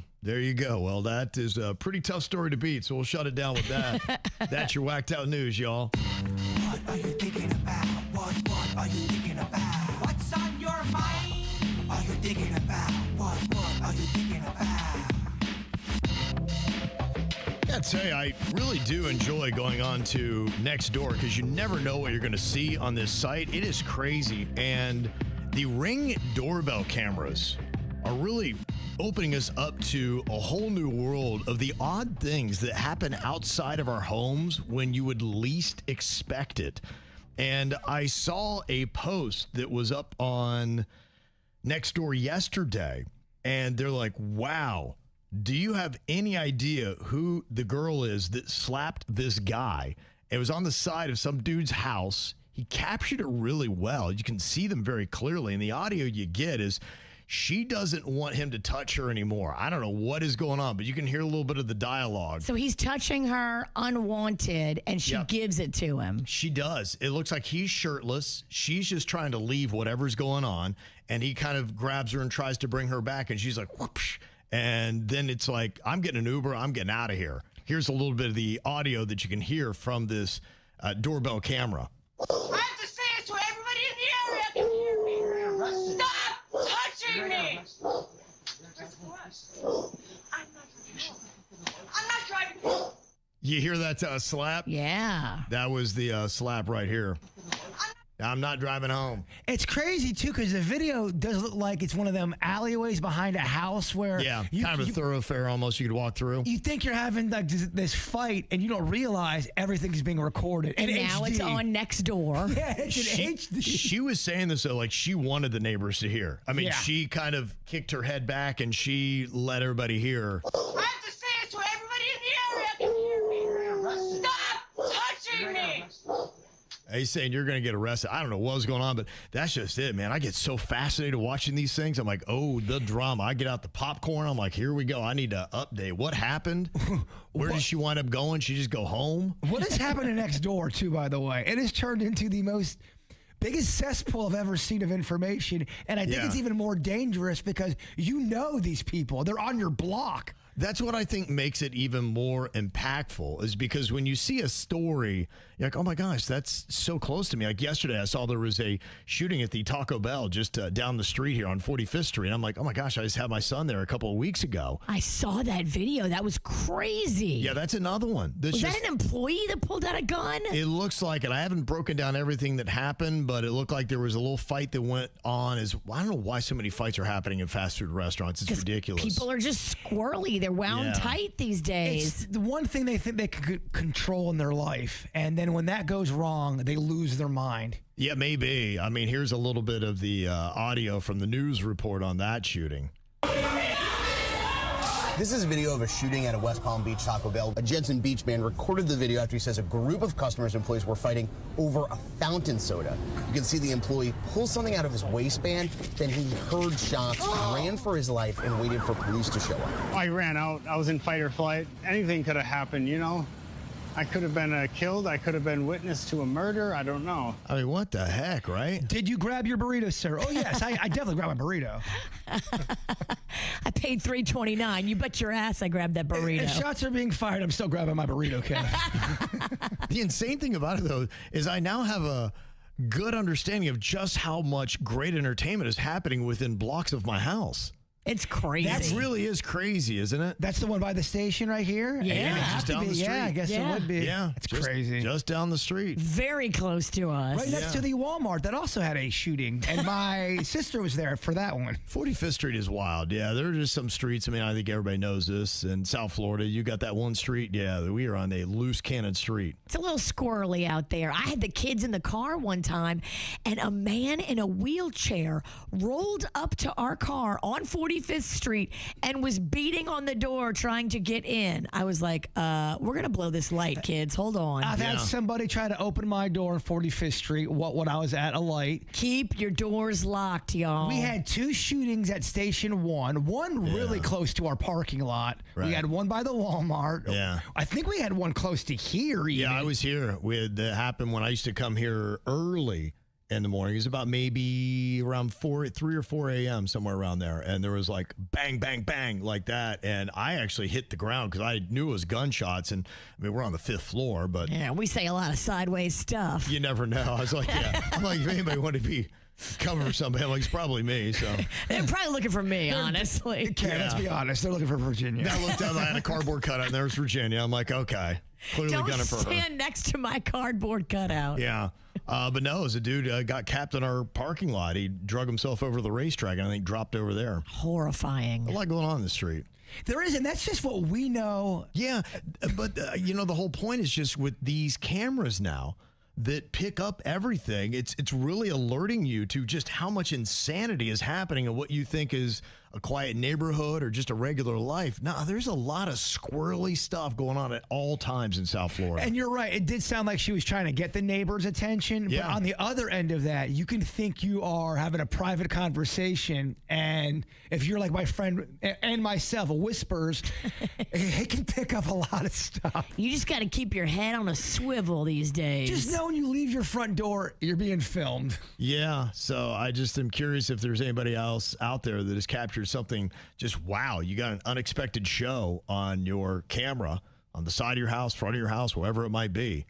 Honestly, I think everybody needs to have these cameras. You do. You really do. Yeah. We put them in, and I think it was one of the smartest things we ever did. It just gives you a second layer of peace of mind. I put some in, and I'm not happy with them, so I'm even going a second Virginia Sidnicki level layer of security. You let me know if you need Rocco to consult on the project, because he is the one in our family that speaks to ADT, and he's always on the phone with them complaining about something. And I may use him because the price point I got was a little expensive. Yeah, he'll get your price down. And if the girl who's in this video is out there listening, I'd like to know, what did he do?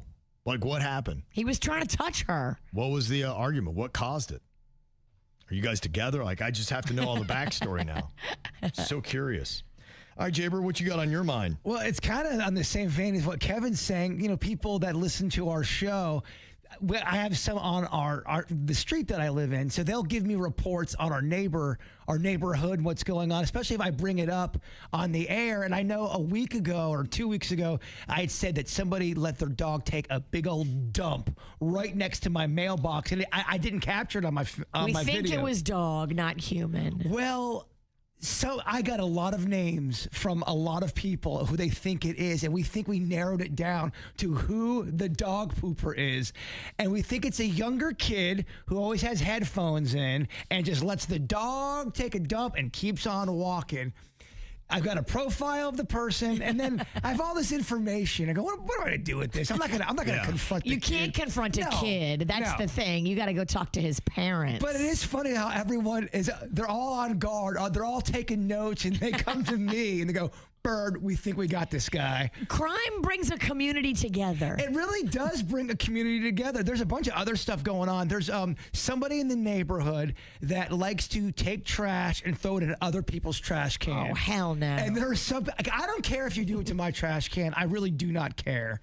Other people do, and they come to me. If it's dog poo, you better not. Dog poo is different because you can step in that. The throwing a piece of trash in my trash can, I'm like, whatever. Yeah. But other people really, and they go, Bird, I know the lady who's doing it. Oh, wow. I'm getting all this insider information of all these people I live with. Yeah. I don't know if I want it. I think the heat's getting a little...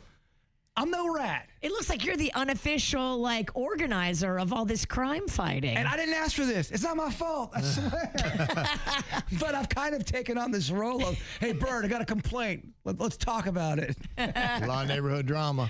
What's on your mind today, Virginia? Well, speaking of drama, I might be going to court today. Yeah. Uh-oh.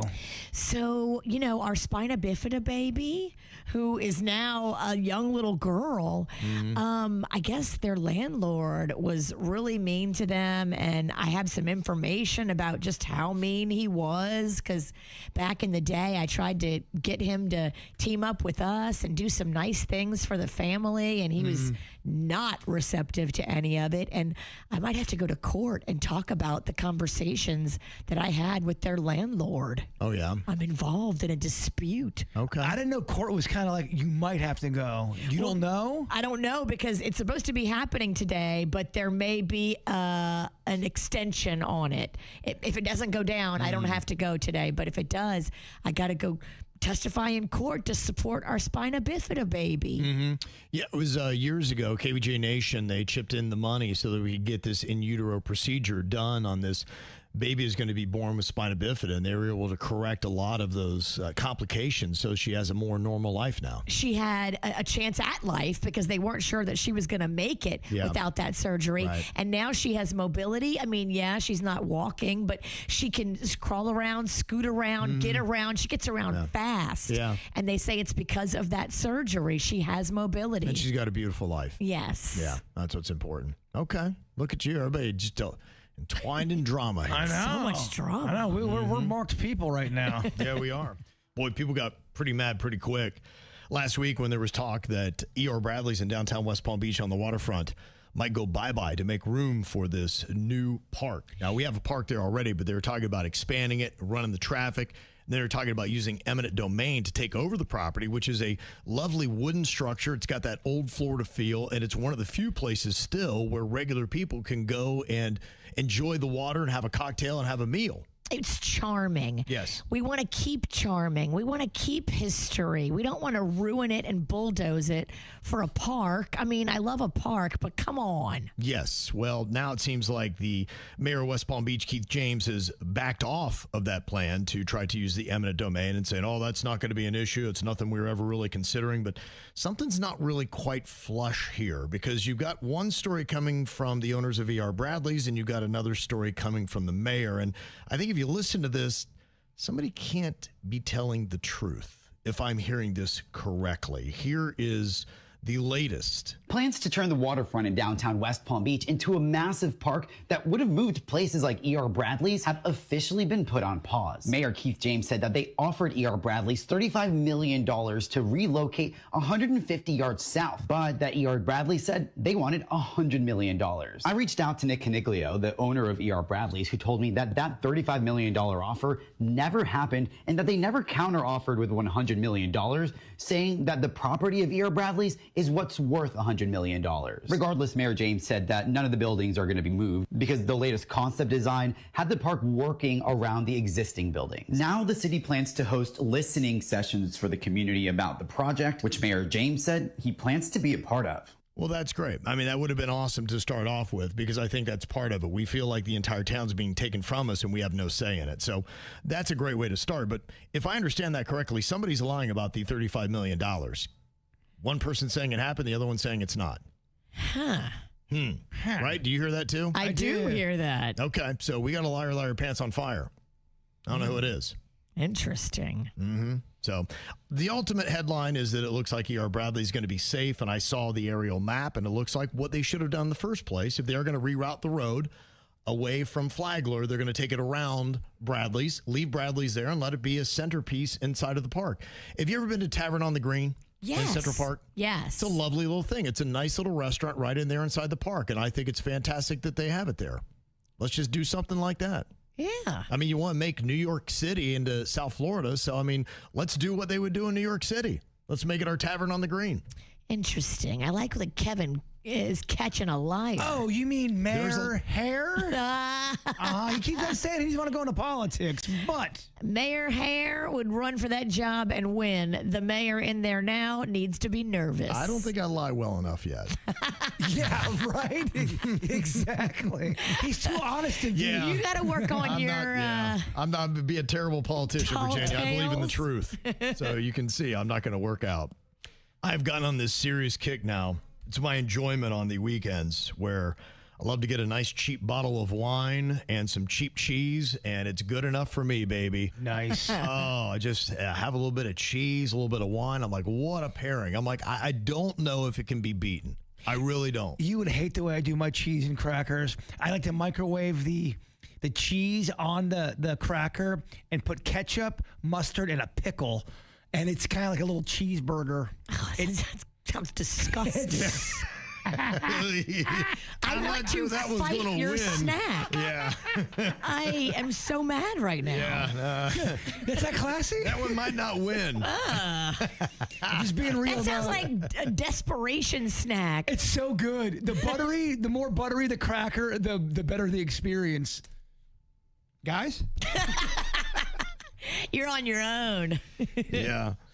See, the reason why I thought this was an interesting debate, because I was having the debate with myself, because I was having my wine and cheese party, but then on Sunday, we had a little bit of that ceviche from Cholo Soy, and I had a Civil Society Fresh. Oh. And the juice with the ceviche, with how the fresh is, it's an unbelievable pairing. I'm like, these two things were just made for each other. Yeah, that food looked like, first of all, it looked super, super fresh. It is. Yes. But it also looked like you could still drink, and it's light on your stomach. That's the thing I love about it. Yeah, you can do that. You do a little ceviche and you do the one beer and you call it good, but yeah, nothing's too heavy. It just pairs perfectly and you're solid. So I'm like, I don't know. In my head, wine and cheese, Cholo Soy, and Civil Society, I don't know. They're both fantastic. That's my 1 and 2. But if you had to make an argument against either one of my pairings, other than Jbird's homemade dirty cheeseburger, well, that I don't want to be. I don't want that to be my choice. I wrote down 6 different ones. 6 different ones. Okay. All right. It's time for your redemption, Bird. What else could compare for the best food beverage combo? I think cola, any colas. Yep. With pizza paired together is fantastic. After a baseball game, whether it's a win or a loss, you got your pitcher of cola, right? You got your pizza, a home run. And you can pick that. That's on top of my list as well. Chocolate milk and brownies. Oh, you dip the brownie in the chocolate milk. Okay. Sugar and more sugar. I never said this was healthy. Yeah. Orange juice and buttered toast, I think, is a great combo. I'll also be celebrating my 90th birthday. Okay. Right. Grandma. Kool-Aid of any flavor and grilled cheese, great combination. Huh. Okay. Soda of any sorts and popcorn.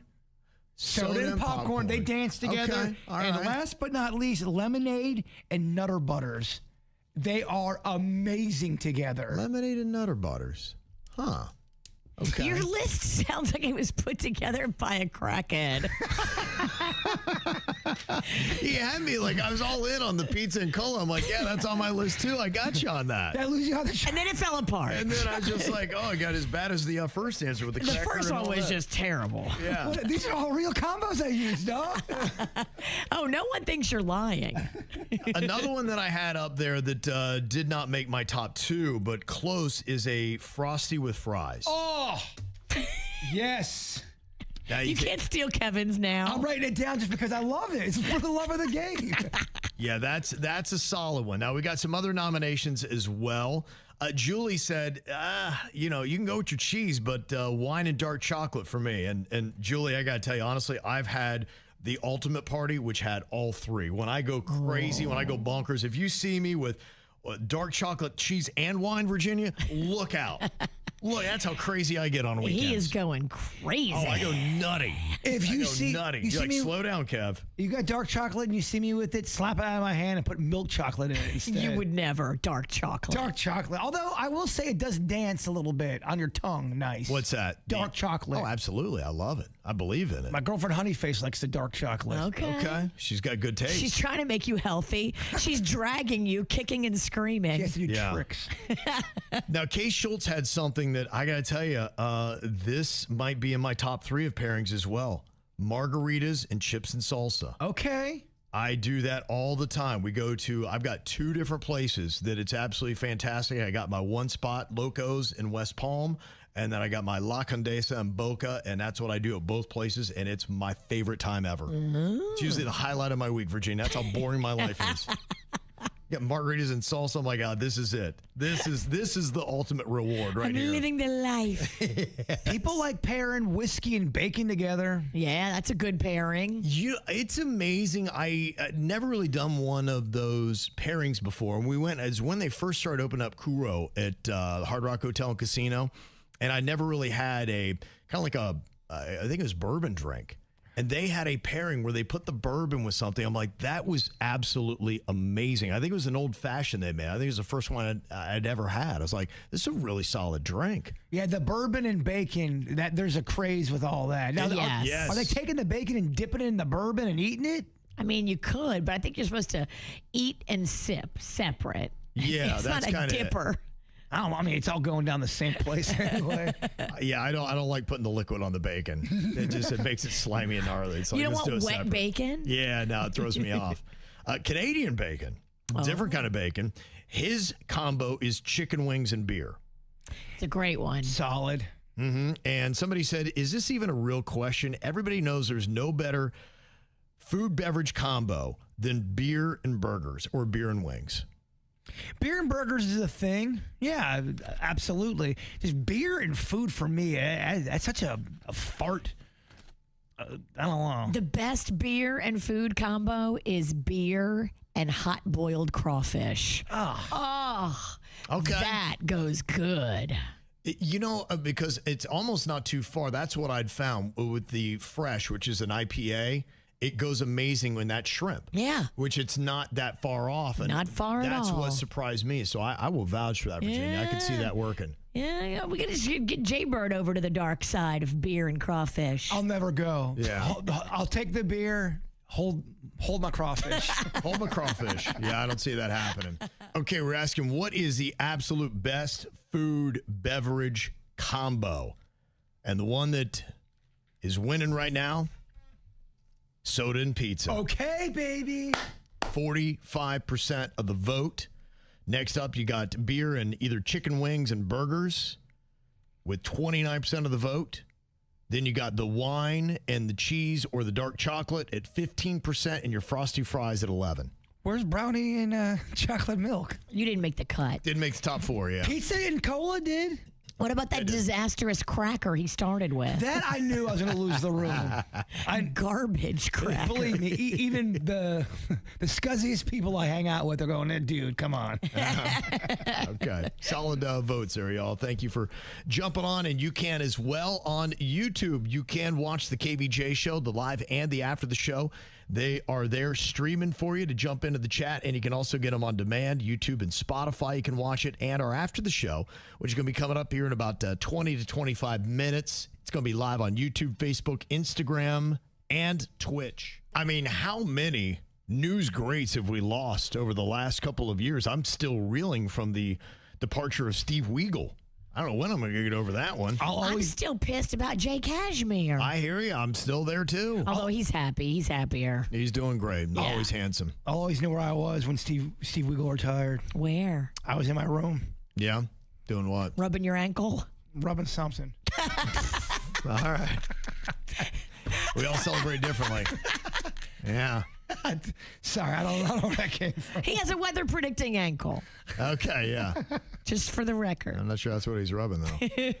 Liz Carantes. Oh. 35 years. She has been on here in South Florida, and she is calling it quits. She graduated from the University of Miami and was there. Her and her husband had a house, and she was so confident she was going to come back. They never sold their house. And she said, I applied here. I got the job as a weekend reporter, and I never intended to stay. Craig and I didn't even sell our home in Miami because we intended to go back, and I would apply to a broadcast station there, but here we are. So, wow. Yeah, so Liz is going to leave on her own terms, hopefully, and call it a career. I mean, 35 years. It's very impressive. Good for her. She's always one of my favorites. I remember her when I was little. She's been around this area that Just long. fantastic. Yeah. Yeah, she's a complete saint, and so she's, done an amazing service to the community, and she will be very missed. So we're losing a lot of the greats these days, but another one rides off, and happy for her and very grateful for the commitment she made to the community. So glad you came a little bit north, Liz. All right, well, we're heading off to the after the show, but before we get there, Jbird is going to wrap us up with his thought for the day. Happiness is to be found along the way, not at the end of the road. Oh, the journey, baby. Pizza today. The KVJ Show on 97.9 WRMF.